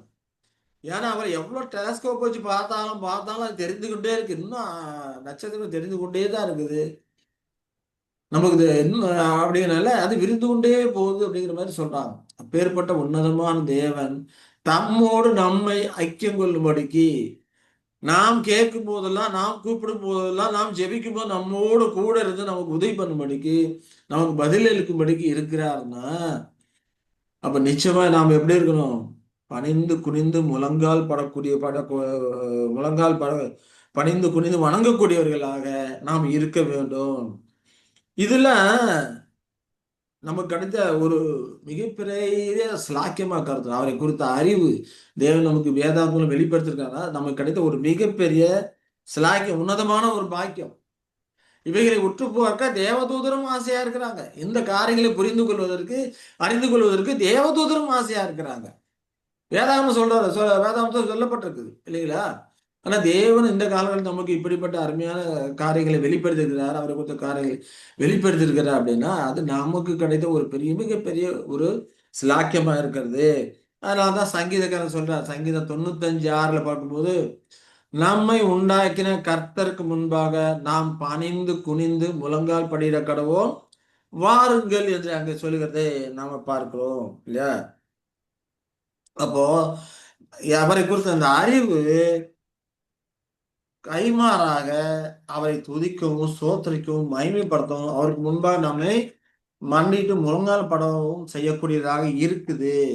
அப்ப அவர் அப்பேற்பட்ட உன்னதமான தேவன், சாவாமை உள்ள தேவன், சாவ அணுக முடியாத நிலையில இருக்கிற ஒரு தேவன் நேசனும் தூசும் சாம்பலுமா இருக்க நம்மை ஏறெடுத்து பார்த்து நம்முடைய ஜபங்களுக்கு பதில் அளித்து நமக்கு தேவையான ஒத்தாசைகளும் பராமரிப்பு தன்னுடைய வார்த்தை ஆவி பராமரிப்பு இதெல்லாம் கொடுத்து இந்த காலகட்டத்தில் நம்ம வழிநடத்தி கொண்டு வருகிறார் என்றால் இந்த அறிவு நம்ம என்ன பண்ணோம்?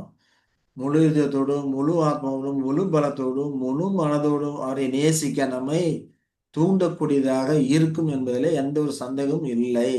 சரி, அப்ப அவருடைய இருத்தலுக்கான இயல்பாக நம்ம 7வதா நாம பார்த்தது அவர் அணுக முடியாத சாவாம இல்லவர் அப்படிங்கிறத நாம பார்த்தோம். சரி, இப்ப அடுத்ததா நாம அவருடைய இருத்தலுக்கான இயல்பாக நாம பார்க்கக்கூடியது என்னன்னு பார்த்தோம்னா கண்ணுக்கு புலப்படாத தேவனுடைய தன்மை இல்லையா? கண்ணுக்கு புலப்படாத தேவன் தன்மை, காட்ஸ் இன்விசிபிலிட்டி, கண்ணுக்கு புலப்படாத ஒரு தன்மை அப்படிங்கிறோம். அப்போ கண்ணுக்கு புலப்படாம ஒரு தன்மைன்னா பிறரால் பார்க்க முடியாத ஒரு தன்மை. அவருடைய சரீரத்தை யார் பிறரால் பார்க்க முடியாத ஒரு தன்மை. பிறரால் பார்க்க முடியாது, கண்ணுக்கு புலப்படாதவர் அப்படின்னு உடனே எந்த சிருஷ்டியாலுமே பார்க்க முடியாது என்று நம்ம கருதக்கூடாது. மனித சிருஷ்டி மாம்சமும் ரத்தமும் உடைய இந்த மனுஷ சிருஷ்டிகளால் தான் பார்க்க முடியாது. இவர்களுக்கு அந்த கெப்பாசிட்டி இல்லை.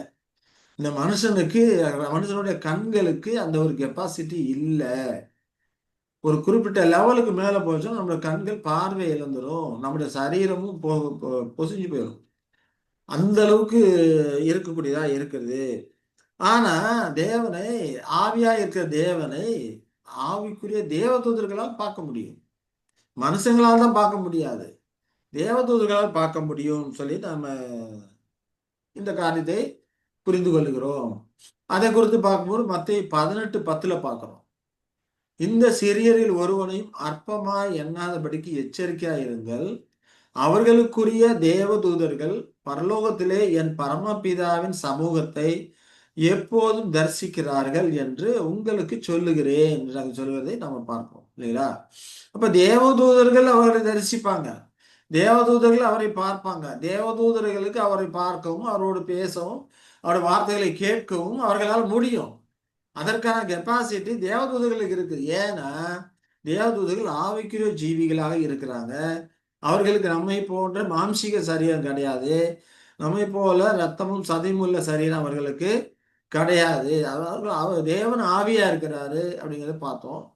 அதே போல அவர் ஆவியா இருக்கிறதுனால இவர்களும் ஆவிக்குரிய சரீரத்தில் இருக்கிறதுனால இவர்களால் அவரை பார்க்க முடியும், அவரோடு பேச முடியும் அப்படிங்கிறத பார்க்கிறோம்.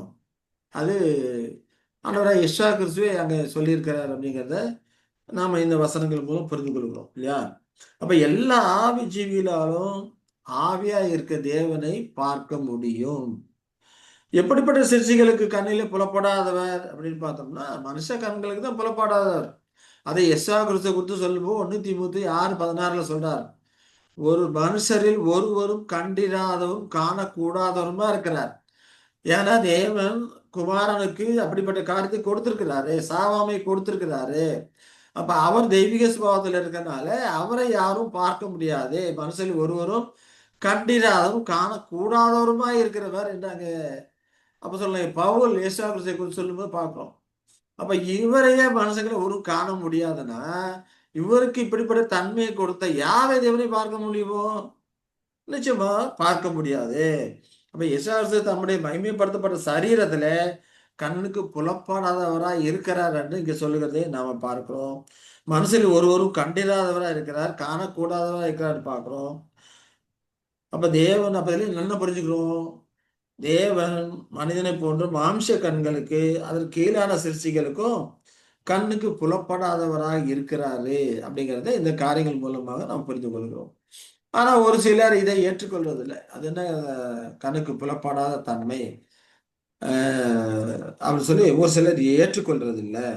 எதனால சில கிறிஸ்தவர்கள் ஏற்றுக்கொள்றதில்லை சொல்லி பார்த்தோம்னா, முதலாவது அவங்க சொல்ற காரியம், முதல் எதிர்க்கிறது, இதை பார்க்க முடியாத காரியத்தை எதிர்க்கிறது என்ன, எதை வச்சு எதிர்க்கிறான்னு பார்த்தோம்னா 96:16 பார்க்கிறோம். ஒருவராய் சாவாமுள்ளியவர் சொல்லக்கூடிய மனசுல ஒருவரும் கண்டிராவும் காணக்கூடாதும் இருக்கிறவர் என்று சொல்லக்கூடிய இந்த காரியம் யாருக்கு உரியது? யெஷுவா கிறிஸ்துவுக்கு உரிய ஒரு காரியமா இருக்குது. அப்ப இதை எப்படி தேவனுக்கு பொறுத்துறீங்க? யெஷுவா கிறிஸ்து உள்ள காட்டிய காரியத்தை தேவனுக்கு எப்படி நீங்க பொறுத்துறீங்க அப்படின்னு சொல்லி சிலர் இந்த காரியத்துக்கு எதிர்ப்பு தெரிவிக்கிறாங்க. இந்த வசனம் தேவனுக்கு உரியது அல்ல அப்படின்னு சொல்லி எதிர்ப்பு தெரிவிக்கிறாங்க. வாஸ்தவம் தான். இங்க வசனம் யெஷுவா கிறிஸ்துவுக்கு உரியதா தான் இருக்குது. வேத புத்தகம் நம்முடைய கர்த்தரோட மகிமைப்படுத்தப்பட்ட சரீரம் பிதாவுடைய தன்மையின் ஒரு வஸ்துவாக இருக்கிறது என்று சொல்றதை படிக்கிறோம், போதிக்குது இல்லையா?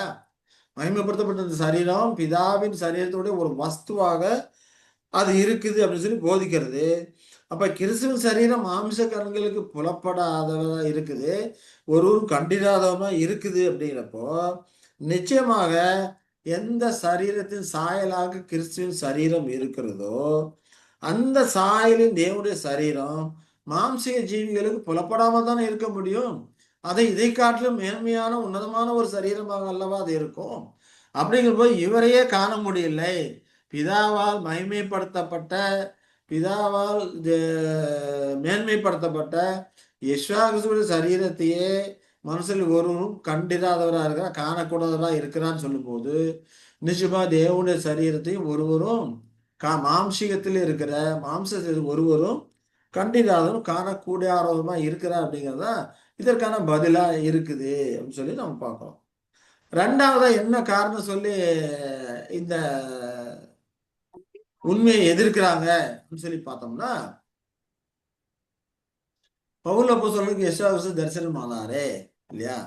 அப்படி இருக்கிறப்போ இங்க எப்படி ஒருவரும் கண்டிராதவரும் காணக்கூடாதவருமா இருக்கிறவர் என்று சொல்லப்பட்டிருக்கு. அப்ப இது முரண்பாடா இருக்குதே இல்லையா அப்படின்னு சொல்லி எதிர்க்கிறாங்க. ஆனா சவுலுக்கு அவர் தரிசனமானது, சவுலுக்கு சவுலு பார்த்தது யாரை பார்த்திருக்காரு? ஒரு தரிசனம் அப்படின்னு சொல்லி வேதாந்தத்துல பவுலே சொல்றார். பவுல் அப்போஸ்தலர் நடபடிகள் 26:19 பார்த்தோம்னா, அகிரிப்பா ராஜாவே, நான் அந்த பரம தரிசனத்துக்கு கீழ்ப்படியாதவனா இருக்கவில்லை. இப்ப இவர் பார்த்தது என்ன? ஒரு தரிசனம் என்று அங்க சொல்லப்படுகிறது நாம் பார்க்கிறோம். அப்போ சவுல் மகிமையான சரீரத்தை பார்க்கல. மகிமையான சரீரத்தை பார்த்திருந்தானா அவர் செத்து போயிருப்பார். இப்ப அவர் பார்த்தது சரீரத்தோடைய ஒரு தரிசன தோற்றம். அது சொல்ல போனா மகிமையான சரீரத்திலிருந்து வெளிப்படக்கூடிய அந்த வெளிச்சத்தோடைய ஒரு தரிசனத்தை தோற்றத்தை தான் அவர் பார்த்திருக்காரு. அவருடைய யெஷாயாவின் மகிமையான சரீரத்தை அவர் பார்க்கல. அப்படி பார்த்திருந்தாலும் அவர் செத்தே போயிருப்பாரு, உயிரோடு இருந்திருக்க மாட்டாரு. அப்போ ஒரு தரிசனம், அவர் மகிமையான சரீரத்திலிருந்து வெளிவந்த ஒளியினுடைய அந்த தரிசனத்தை பார்த்ததுக்கு அவருக்கு கண்ணு கூட, அதற்கு ஒரு அற்புதம் அங்கே தேவைப்பட்டது அப்படின்னு சொல்லி நம்ம வேதாந்தத்தின் வாயிலாக நம்ம புரிந்து கொள்ளலாம். அப்ப அவர் ஒரு தரிசனத்தை பார்த்ததா அங்க சொல்லி இருக்கிறாரு. இப்ப தரிசனம் அப்படிங்கிறது என்னது? அது தரிசனங்கிறது உண்மையான காரியம் அல்ல. உண்மையான காரியம் இல்ல. உண்மையான காரியத்தோடைய ஒரு தோற்றமா தான் தரிசனம் இருக்குது. உதாரணத்துக்கு பார்த்தோம்னா, பேதுரு அப்போஸ்தலர் தரிசனம் கண்டார். ஜெபிக்கும் போது தரிசனம் கண்டார். வானத்திலிருந்து ஒரு துப்பட்டி இறங்குது. அதுல சுத்தமான மிருகங்கள், அசுத்தமான மிருகங்கள் அதெல்லாம் அந்த துப்பட்டிக்குள்ள இருக்குது. அப்படியே இறங்குது. அடித்து புசின்னு சொல்றத நம்ம பார்க்கிறோம் இல்லையா? அப்ப மிருகங்கள், சுத்தமான மிருகங்கள், அந்த யூதர்களும், அசுத்தமான மிருகங்கள் புறஜாதியார்களையும் அடையாளப்படுத்தக்கூடிய ஒரு தோற்றங்களாக அது இருக்குது அப்படின்னு சொல்லி நாம பார்க்கிறோம். வேத வசனங்கள் மூலமா பார்க்கிறோம். அதுபோலதான் பவுல் அப்போஸ்தலன் இங்கே பார்த்தது ஒரு தரிசனம், ஒரு தோற்றம். அதே போல இதே இதே பவுல் அப்போஸ்தலன் மெக்கதோனியாவை சேர்ந்த ஒரு மனிதனை ஒரு தரிசனத்தை பார்க்கிறார். அவன் தனக்கு உதவி பண்ணணும்னு சொல்லி கெஞ்சி கேட்கறதுக்கு ஒரு தரிசனத்தை பார்க்கிறாரு. அப்ப இதெல்லாம் உண்மையான தோற்றம் அல்ல, அது ஒரு தரிசனம், உண்மையை போன்று இருக்கிற ஒரு தரிசனம். அதே போல பரிசுத்த யோவான் வெளிப்படுத்தின பார்க்கிறோம், அநேக பல மிருகங்களை எல்லாம் அவர் பார்க்கிறாரு இல்லையா? அதெல்லாம் அடையாளப்படுத்தக்கூடிய ஒரு தோற்றங்களாக இருக்குது. நிச்சயமா அது உண்மையான காரியம் கிடையாது. அது ஒரு தரிசனம் அப்படிங்கிறத புரிந்து கொள்ளணும். அது போலதான் பவுல் அப்போஸ்தலன் பார்த்தது ஒரு தரிசனம் இல்லையா? பரிசுத்த பவுல் தமஸ்குக்கு போகும் வழியிலே பார்த்தது தரிசனம் என்று கூறுறதுனால, அப்ப கர்த்தரின் மகிமையான சரீரத்தை அவர் பார்க்கல அப்படிங்கிறது உண்மையா இருக்குன்னு சொல்லி புரிந்து கொள்வோம். ஒருவேளை அதை பார்த்திருந்திரு அவருடைய சரீரத்தை பார்த்திருந்திருப்பாரானால், இந்த தீமோத்தேயுக்கு அவர் இப்படி எழுதியிருக்க மாட்டார். ஒருவரும் கண்டிராதவும் காணக்கூடாதவமா இருக்கிறார் அப்படின்னு சொல்லி இப்படி எழுதியிருப்பாரா? அப்படி எழுதினால் பொய்யுரைத்த மாதிரி எல்லாம் ஆகி போயிடும் இல்லைங்களா? அப்ப அவர் அங்க கண்டது ஒரு தரிசனம். ஆகையினாலதான் இங்க ஒருவரும் கண்டிராதவரும் காணக்கூடாதவருமா இருக்கிறார் என்று யெஷாயா மகிமையான காரியத்தை இங்க சொல்றாரு சொல்லி நம்ம பார்க்கிறோம். அப்போ அந்த தரிசனத்தை பார்க்கும்போதே அவரோட கண் குருடாக்கப்பட்டது. அதுக்கே அப்படி உண்மையிலே சரீரத்தை பார்த்தா என்ன நிலைமை ஆயிருக்கும் என்று நாமளால் அதை கருத்த காரியங்களை நிதானிக்க முடிகிறது. சரி, இது குறித்து இன்னும் மேலும் பவுல் அப்போஸ்தலன் குறித்த காரியங்களை பார்க்கும்போது, அப்போஸ்தலர் 26 13 14 15 வசனங்களை பார்க்கும்போது என்ன சொல்றாரு? மத்தியான வேளையிலே நான் வழியிலே சூரியனுடைய பிரகாசத்திலும் அதிகமான ஒளி வானத்திலிருந்து என்னையும் உடனே கூட பிரயாணம் பண்ணினவர்களை சுற்றி பிரகாசிக்க கண்டேன். ஒளி பிரகாசிக்க கண்டேன்னு சொல்றார் இல்லையா? இப்ப பிரகாசிக்கும் போது எல்லாரும் தரையில விழுகிறாங்க. அப்போ ஒரு சத்தம் கேட்குது, சவுலே சவுலே நீ ஏன் என்னை துன்பப்படுத்துகிறாய்? முள்ளில் உதைக்கிறது உனக்கு கடினமாம் என்று அங்க பேசுறதை கேட்கிறோம். இபிரேய பாஷையில பேசிய சத்தத்தை கேட்கிறாரு. அப்போ நீர் யானவர், நீர் யான்னு கேட்கும்போது, நீர் துன்பப்படுத்துகிற இயேசுவா நானே என்று அங்க சொல்லுவதை பார்க்கிறோம் இல்லையா? அது போல அதை குறித்து தொடர்ந்து 18 வரைக்கும் நம்ம பார்த்தோம்னா, இப்ப அங்க பதில் என்ன சொல்லுது? நீ எழுந்து கால் ஊன்றி நில். நீ கண்டவைகளையும் நான் உனக்கு தரிசனமாகி காண்பிக்க போகிறவைகளையும் குறித்து உன்னை ஊழியக்காரனாகவும் சாட்சியாகவும் ஏற்படுத்துவதற்காக உனக்கு தரிசனமானேன்.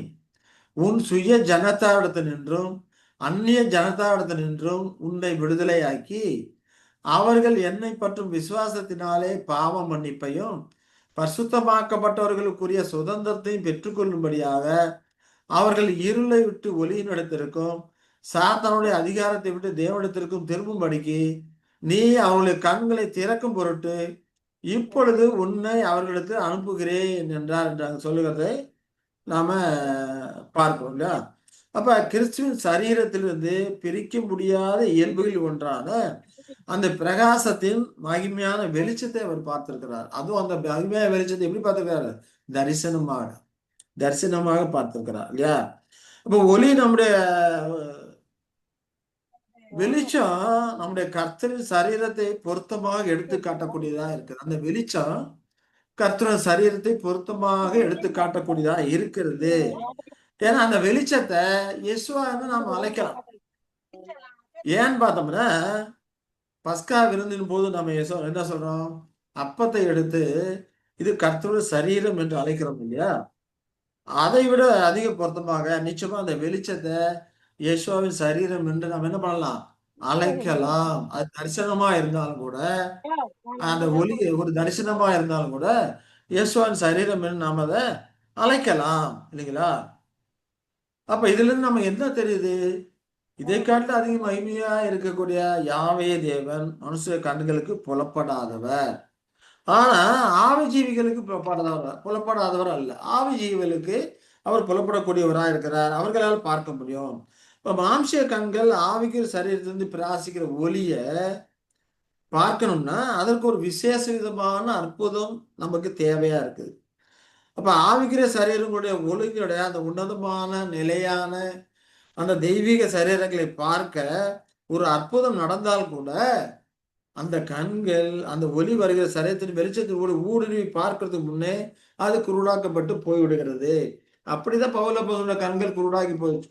தரிசனத்துல ஒளியுடைய தரிசனத்தை கண்டாலும் கூட அந்த ஒளியின் ஊடே அவருடைய கண்கள் ஊடுருவி போறதுக்கு முன்னால அங்கே கண்கள் குருடாகி போயிடுச்சு. தரிசனத்துல குருடாகி போயிடுச்சு அப்படிங்கிறத நம்ம பார்க்கிறோம் இல்லைங்களா? அதை குறித்த காரியங்கள்ல அப்போஸ்தலர் நடபடிகள் 9:12 வசனம் என்ன சொல்றாரு? அதற்கு ஒரு அற்புதம் தேவையா இருக்குது. அனனியா என்னும் பேருள்ள ஒரு மனுஷன் தன்னிடத்துல வரவும் தான் பார்வை அடையும்படி தன்மேல் வைக்கவும் தரிசனம் கண்டான் அப்படிங்கிறார் இல்லைங்களா? மறுபடியும் அவருக்கு ஒரு தரிசனம். அனனியாங்கிறது வருவாரு, உனக்கு குணமாக்குவாரு அப்படிங்கிற மாதிரி அவர் தரிசனம் கண்டான் என்று அங்கே சொல்லுகிறதை பார்க்கிறோம் இல்லைங்களா? அதே போல அப்போஸ்தலர் நடபடிகள் 9:17 பார்க்கும்போது உனக்கு தரிசன அனனியா சொல்றார், உனக்கு தரிசனமான இஸ்ராய கர்த்தர் நீ பார்வை அடையும்படிக்கு பரிசுத்தாவியினால நிரப்பும்படிக்குமே என்னை அனுப்பினார் என்றான். உடனே அவனுக்கு கண்கள் இருந்து மீன் செதில்கள் போன்ற விழுந்தது. அவன் பார்வை அடைந்து எழுந்திருந்து ஞானஸ்நானம் பெற்றார் என்று அங்கே பார்க்கிறோம் இல்லைங்களா? அப்போ தரிசனத்தை பார்த்ததுக்கு கண்ணு குருடா போச்சு. அது சரியாகிறதுக்கு ஒரு அற்புதம் தேவைப்படுது. அப்புறம் தேவைப்பட்டு சரியா ஆனாலும் கூட அது முழுமையாக அவனுக்கு குணமாகலைங்கிறது அதுக்கப்புறம் வரக்கூடிய அவர் எழுதின நிருபங்கள் மூலமாக நாம் அதை தெரிந்து கொள்ளக்கூடியவர்களாக நாம் இருக்கிறோம் இல்லையா? ஏன்னா 2 கொரிந்தியர் 12:7 நாம பார்க்கும்போது அன்றியும் எனக்கு வெளிப்படுத்தப்பட்டவைகளுக்குரிய மேன்மை நிமித்தம் நான் என்னை உயர்த்தாதபடிக்கு என் மாம்சத்திலே ஒரு முள் கொடுக்கப்பட்டிருக்கிறது. என்னை நான் உயர்த்தாதபடிக்கு அது என்னை கொடுத்தும் சுட்டும் சாத்தானுடைய தூதனா இருக்கு அப்படிங்கிறார். அப்போ அவருடைய பார்வையில இன்னும் குறைபாடுகள் இருக்குது. கண்ணு தெரியுது, ஆனாலும் கூட முழுமையான அந்த குணமாக்குதலுக்கு வரல. ஏதோ குறைபாடு இருக்குது. அந்த குறைபாடுகள் இன்னும் மற்ற வசனங்கள் பார்க்கும்போது ஒரு அருவருக்கத்தக்கதா இருக்கும். நீங்க என்ன அருவருக்காமல் தேவதூதனை போல ஏற்றுக்கொண்டீர்கள் அப்படிங்கிறார். இன்னொருத்தர சொல்லும் போது உங்கள் கண்களை பிடிங்க எனக்கு கொடுக்க கூடுமான அதையும் செய்வீங்க என்று உங்கள் அன்பை குறித்து அறிந்திருக்கிறேன் அப்படின்னு சொல்றாரு. அப்போ இதில் நமக்கு என்ன புரியுது?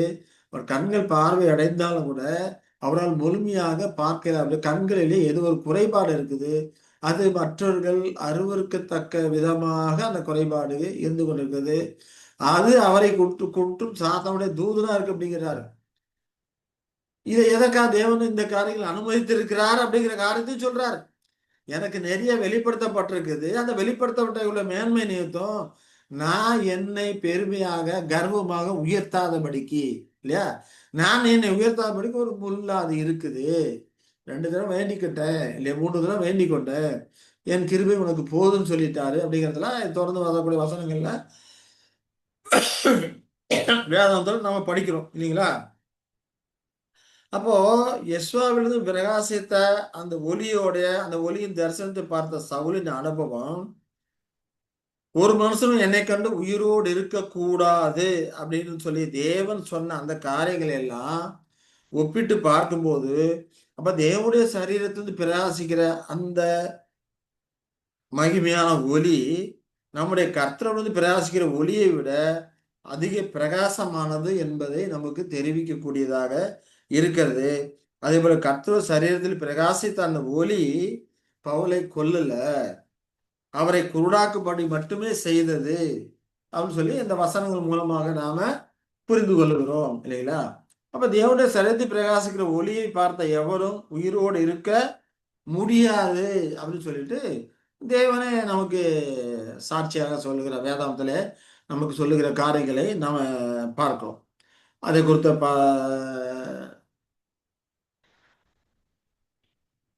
காரியங்களை நாம பார்த்தோம்னா, யாத்ராகமம் 33ல 18, 20, 22, 23 வசனங்கள் என்ன சொல்றாரு?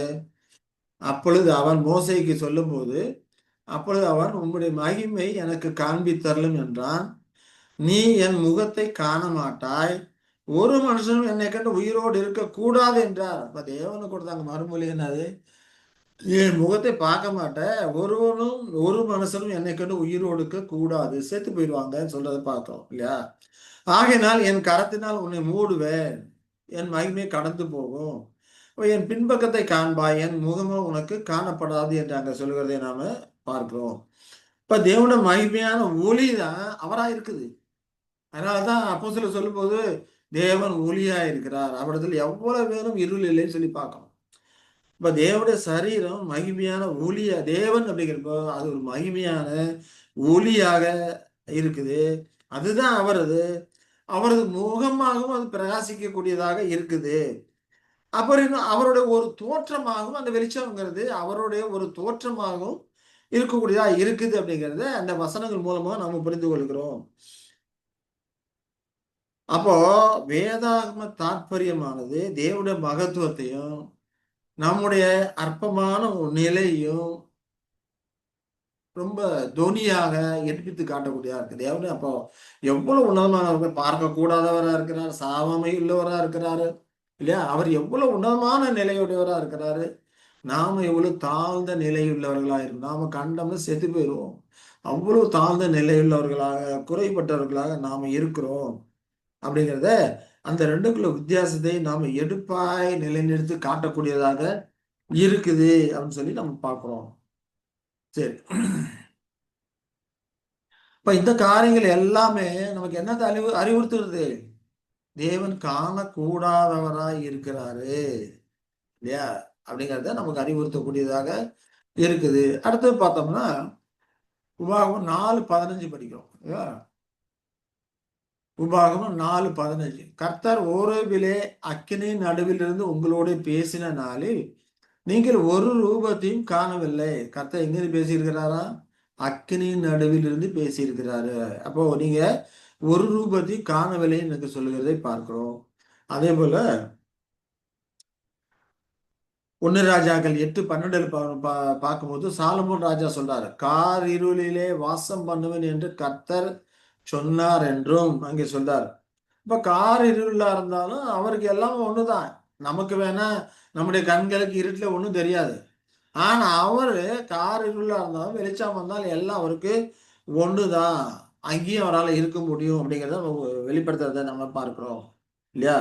அதே போல யோபு சொல்றார், யோபு 9:11 படிக்கும்போது, இதோ அவர் என் அருகில் போகிறார், நான் அவரை காணேன், அவர் கடந்து போகிறார், நான் அவரை அறியேன். என் பக்கத்துல போனாலும் ஆவிக்கிற அவரை நாம காணல, அறியல, என்னை கடந்து போனா என்னால அதை காண முடியல, அறிய முடியல அப்படிங்கிறத அங்க சொல்றதை நம்ம பார்க்கிறோம் இல்லையா?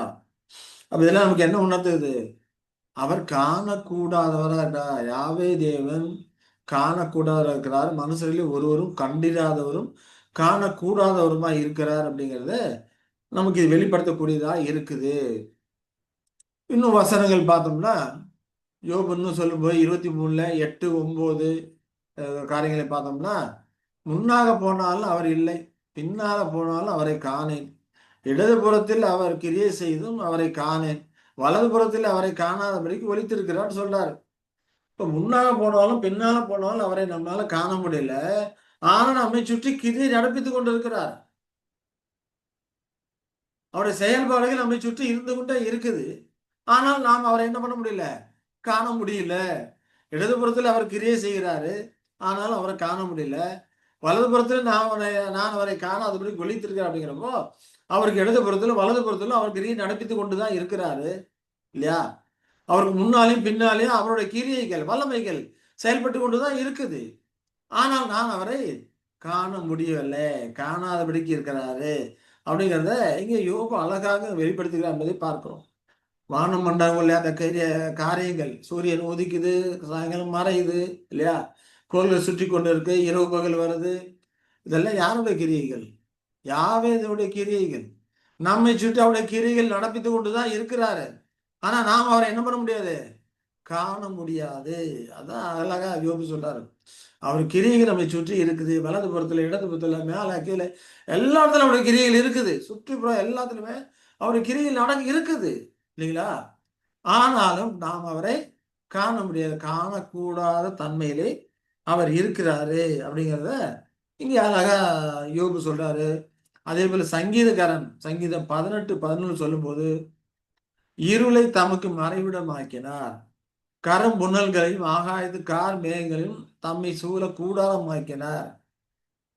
இருளு நம்மளால் பார்க்க முடியாது, அது அவர் மறைவிடமாக்கிட்டாரு அப்படிங்கிற மாதிரி நான் இங்க சொல்றதை பார்க்கிறோம் இல்லையா? அதே போல கரும் புகை போன்ற அந்த ஆகாயத்து கார் மேகங்கள் இதெல்லாம் நம்மை சுற்றி சூழ்ந்து இருந்ததுன்னா அதுக்கு மேல நம்மளால ஒண்ணுமே பார்க்க முடியாது. சூரிய நட்சத்திரமும் தெரியாது இல்லையா?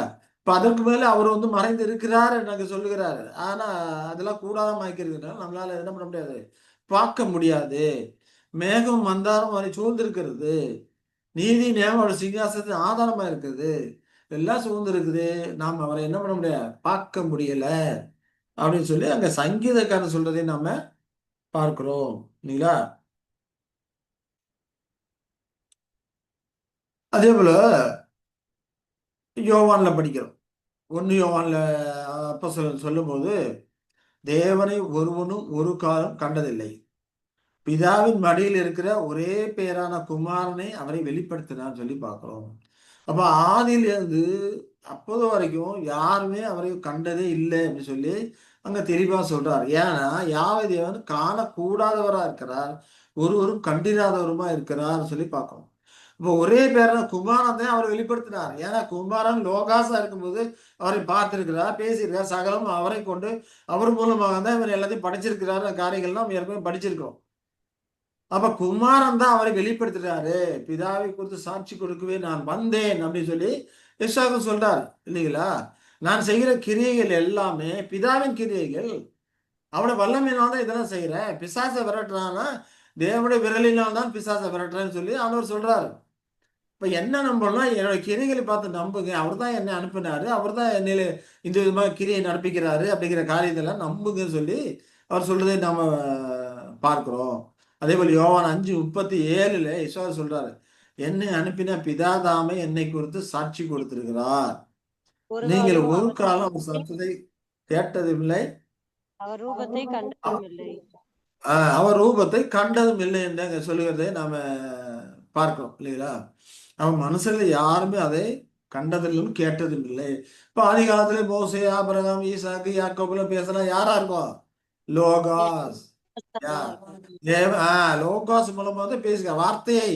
வார்த்தையானவர் மூலமாக தான் எல்லாம் பேசி இருக்கிறாரு அப்படிங்கிறத நம்ம ஏற்கனவே இந்த காரியங்கள்லாம் படித்து புரிந்து கொண்டு இருக்கிறோம் இல்லைங்களா? அதே போல 6:46 யோவான் 6:46 படிக்கும்போது, தேவனிடத்திலிருந்து தேவனிடமிருந்து வந்தவரே தவிர வேறொருவரும் பிதாவை கண்டதில்லை. இவரே பிதாவை வேறொருவரும் பிதாவை கண்டதில்லை. இவரே பிதாவை கண்டவர். வானத்திலிருந்து வந்தவர் தான் பிதாவை கண்டவர். வேற எந்த மனுஷனும் பிதாவை கண்டதில்லை. இவர் தான் பிதாவை கண்டவர் என்று யெஷுவா கிறிஸ்து சாட்சி கொடுக்கிறாரு. பிதாவை குறித்து சாட்சி கொடுக்கிறான்னு சொல்லி நாம பார்க்கிறோம் இல்லைங்களா? சரி. அதே போல கொலைசேர்ல பார்க்கும்போது அவர் அதரிசன கொலைசேர் 1:15. தற்சுரூபமும் சர்வ சிருஷ்டிக்கும் முந்தின பேருமானவர். அப்ப அவர் அதிர்ஷ்டமா தேவனுடைய தற்சொரூபமா இருக்கிறார். சர்வஸ்ரீ முந்தின பேரா இருக்கிறார். யாரு? யெஷுவா கிறிஸ்து இல்லைங்களா? அங்கேயும் அவர் சொல்ற அவர் அதரிசனமான தேவன். அதரிசனமான தேவன் என்ன? யாருடைய கண்களுக்கு புறப்படாதவர், காணக்கூடாதவர் இல்லையா? தெரியாதவர். அப்ப அப்படிப்பட்ட தேவனுடைய தற்சொரூபமா யார் இருக்கிறார்? யெஷுவா கிறிஸ்து இருக்கிறாரு அப்படின்னு சொல்லி சொல்றதே நாம பார்க்கிறோம். இவர் தான் சர்வ சிருஷ்டிக்கு முந்தினவரா இருக்கிறாரு. அப்ப இவரு இப்ப மகிமையில இருக்கும்போது நித்தியம் அழிவில்லாம அதரிசனம் உள்ள ராஜனுமா இருக்கிறாரு அப்படின்னு சொல்லி இவரை குறித்து அங்க சொல்லுவதை நாம பார்க்கிறோம் இல்லையா? அதே போல எபிரேயர் 11:27 படிக்கிறோம். விசுவாசத்தினாலே யார் ஆபிரகாம் குறித்து சொல்லும் போது பவுல் சொல்றாரு. எபிரேயர் 11:27 சொல்லும் போது விசுவாசத்தினாலே அவன் அதரிசனமானவரை இது வந்து மோசையை குறித்து சொல்ல காரியம். மோசையை குறித்து சொல்லும் போது விசுவாசத்தினாலே அவன் அதரிசனமானவரை தரிசிக்கிறது போல உறுதியா இருந்து ராஜாவின் கோபத்துக்கு பயப்படாமல் எகிப்தை விட்டு போனான். அப்ப விசுவாசனால்தான் எகிப்தை விட்டு போனான். தேவனை தரிசிக்கிறது போல உறுதியா இருந்து எகிப்தை விட்டு போனான்னு சொல்லி மோசையை குறித்தும் அங்கே அப்போஸ்தலனாகிய பவுல் சாட்சி கொடுக்கிறாரு அப்படின்னு சொல்லி பார்க்கணும். அப்ப இதுல நம்ம என்ன தெரிந்து கொள்கிறோம்? இது வரைக்கும் நம்ம பார்த்த காரியங்களை நம்ம என்ன தெரிந்து கொள்கிறோம்? தேவன் மாம்சி கண்ணுகளுக்கு புலப்படாதவர் இல்லையா? ஆமா, மாம்சி கண்ணுக்கு புலப்படாது. இது வரைக்கும் யாருமே அவரை கண்டதில்லை. கண்டவன் உயிரோடு இருக்கவும் கூடாது. என்னை கண்டு ஒருவனும் உயிரோடு இருக்க முடியாது அப்படின்னு சாட்சி சொல்லி இருக்கிறான். வேதாந்தத்துல மூலமா நமக்கு அவரோட வார்த்தைகள் மூலம் வெளிப்படுத்திருக்காரு அப்படின்னு சொல்லி பார்க்கிறோம். இது வரைக்கும் யாருமே கண்டது கிடையாது. அப்ப காணக்கூடாத ஒருவரும் கண்டியதாக இருக்கிறாரு. அதே சமயத்துல மாம்ச கண்ணுகளுக்கும் மாம்சத்தில் இருக்கிற மற்ற ஜீவிகளுக்கு தான் காண முடியாதவரை ஒழிய ஆவிக்குரிய ஜீவிகளுக்கு காண முடியாதவர் அல்ல.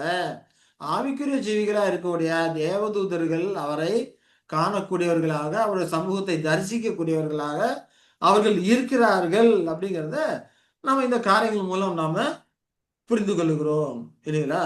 சரி, இப்ப இந்த காரியங்கள் எல்லாம் புரியுதா? இதுல ஏதாவது கேள்விகள் இருக்கா? புரியுது. சரி, அடுத்ததா இப்ப இது வரைக்கும் 8 பார்த்திருக்கிறோம். தேவனுடைய 7 பார்த்திருக்கிறோம் இல்லையா? 8 பார்த்திருக்கிறோம் இல்லையா?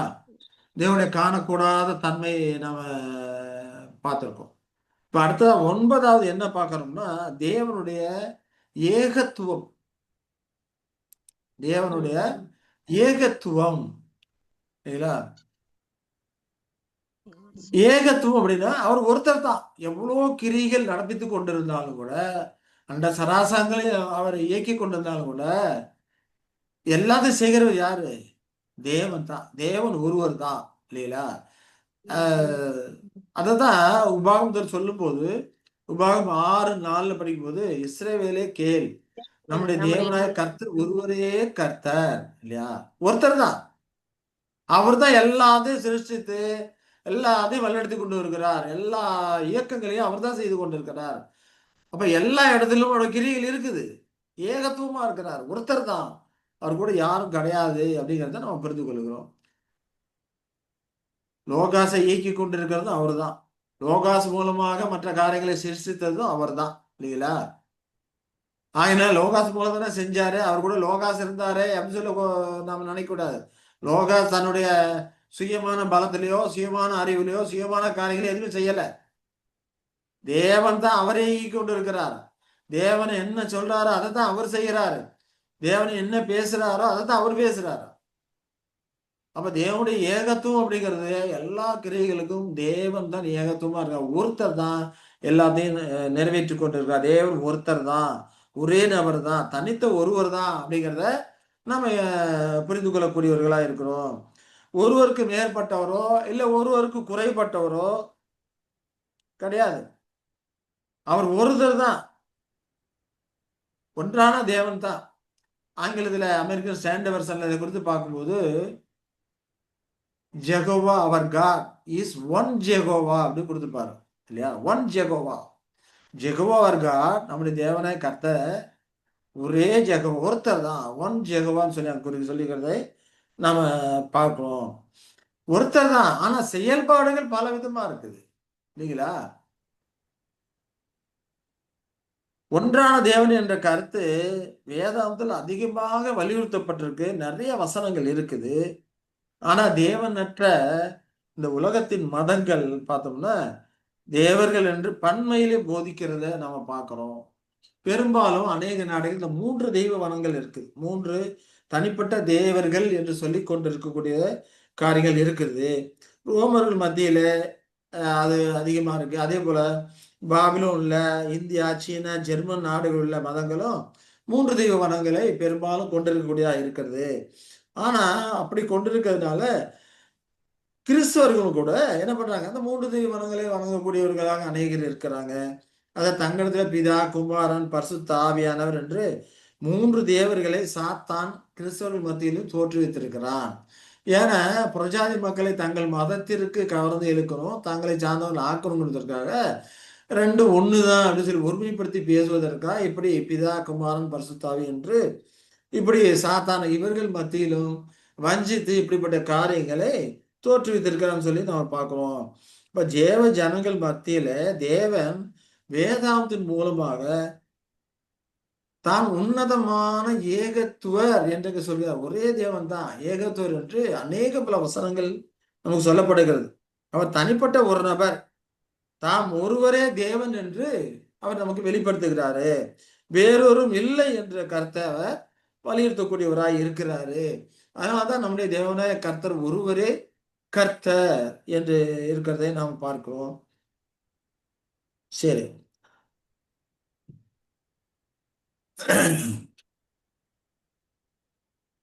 இதற்கான வசனங்களை நாம பார்த்தோம் அப்படின்னு சொல்லி பார்த்தோம்னா 1 ராஜாக்கள் 8:51 நாம படிக்கும்போது கர்த்தரே தேவன், வேறு ஒருவரும் இல்லை என்பதை பூமியின் ஜனங்கள் எல்லாரும் அறியும்படியாக என்று அங்க சொல்லுகிறதை நாம் பார்க்கிறோம் இல்லையா? அப்ப இங்க கர்த்தரே தேவன், வேற யாருமே கிடையாது, அவர் ஒருத்தர் தான் இல்லையா? பூமி ஜனங்கள் எல்லாரும் அறிந்து கொள்ளுங்கள் என்று அங்க சொல்கிறதை நாம பார்க்கிறோம் இல்லைங்களா? சரி, அதே போல எசையா 42:8 நாம் பார்க்கிறோம். என்ன பார்க்கிறோம்?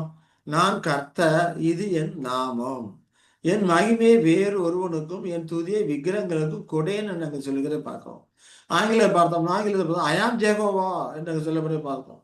ஆனால் தேவனுடைய நாமம் யாவே, அதான் அது சில வவ்வல்ஸ்லாம் சேர்த்து ஜெகோவா என்று அப்போது மொழிபெயர்த்தவர்கள் மொழிபெயர்ப்பார்கள் அப்படி போட்டிருக்காங்க. ஆனால் ஒரிஜினலாக பார்த்தோம்னா யாவே அப்படிங்கிறது அவருடைய நாமமா இருக்கிறது அப்படிங்கிறத நம்ம ஏற்கனவே பார்த்துருக்கோம் இல்லைங்களா? ஆண்டவரா யெஷுவா கிறிஸ்துவும் இதையே வலியுறுத்தி சொல்றாரு.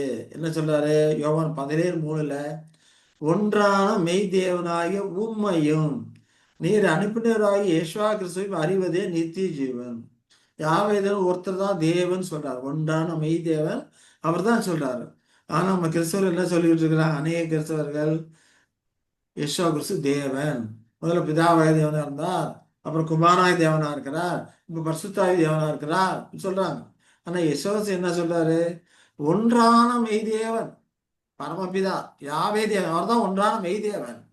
யெஷுவா கிறிஸ்து அவரை அனுப்பினவரு, நீர் அனுப்பினவரை இயேசு கிறிஸ்து அப்படின்னு சொல்லிட்டு தன்னை குறித்து அவர் சொல்றாரு.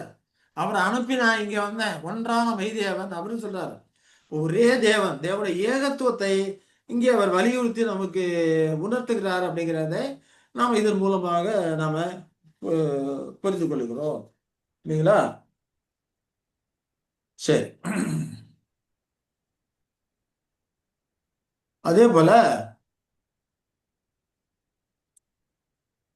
1 கொரிந்தியர் 8:4, 5, 6, 7 வசனங்கள் நம்ம பார்த்தோம்னா என்ன சொல்றான்னா, ஒருவரே அன்றி வேறொரு தேவன் இல்லை என்று அறிந்திருக்கிறோம் அப்படின்னு அப்போதான் அழகா சொல்றார். ஒருத்தர் தான், வேறொரு தேவன் இல்லை என்று அறிந்திருக்கிறோம். வானத்திலும் பூமியிலும் தேவர்கள் எனப்படுவர்கள் உண்டு. இப்படி அநேக தேவர்கள் அநேக கர்த்தாக்கள் உண்டாயிருந்தாலும் பிதாவாகிய ஒரே தேவன் நமக்கு உண்டு. அவராலே சகலமும் உண்டாயிருக்கிறது, அவருக்கென்று நாமும் உண்டாயிருக்கிறோம். யெசுவா கிறிஸ்து என்னும் ஒரே கர்த்தர் நமக்கு உண்டு. அவர் மூலமாய் சகலமும் உண்டாயிருக்கிறது, அவர் மூலமாய் நாமும் உண்டாயிருக்கிறோம். ஆகிலும் இந்த அறிவு எல்லா இடத்திலும் இல்லை என்று சொல்வதை பார்க்கிறோம் இல்லையா? அழகா தெளிவா இங்க சொல்ல ஒருத்தர் தான் தேவன் இல்லையா? வானத்திலும் பூமியிலும். அது மட்டும் இல்லாம இந்த அறிவு எல்லா இடத்துலும் இல்லைன்னு நாங்க சொல்லுகிறதை பார்க்கிறோம் சரிங்களா?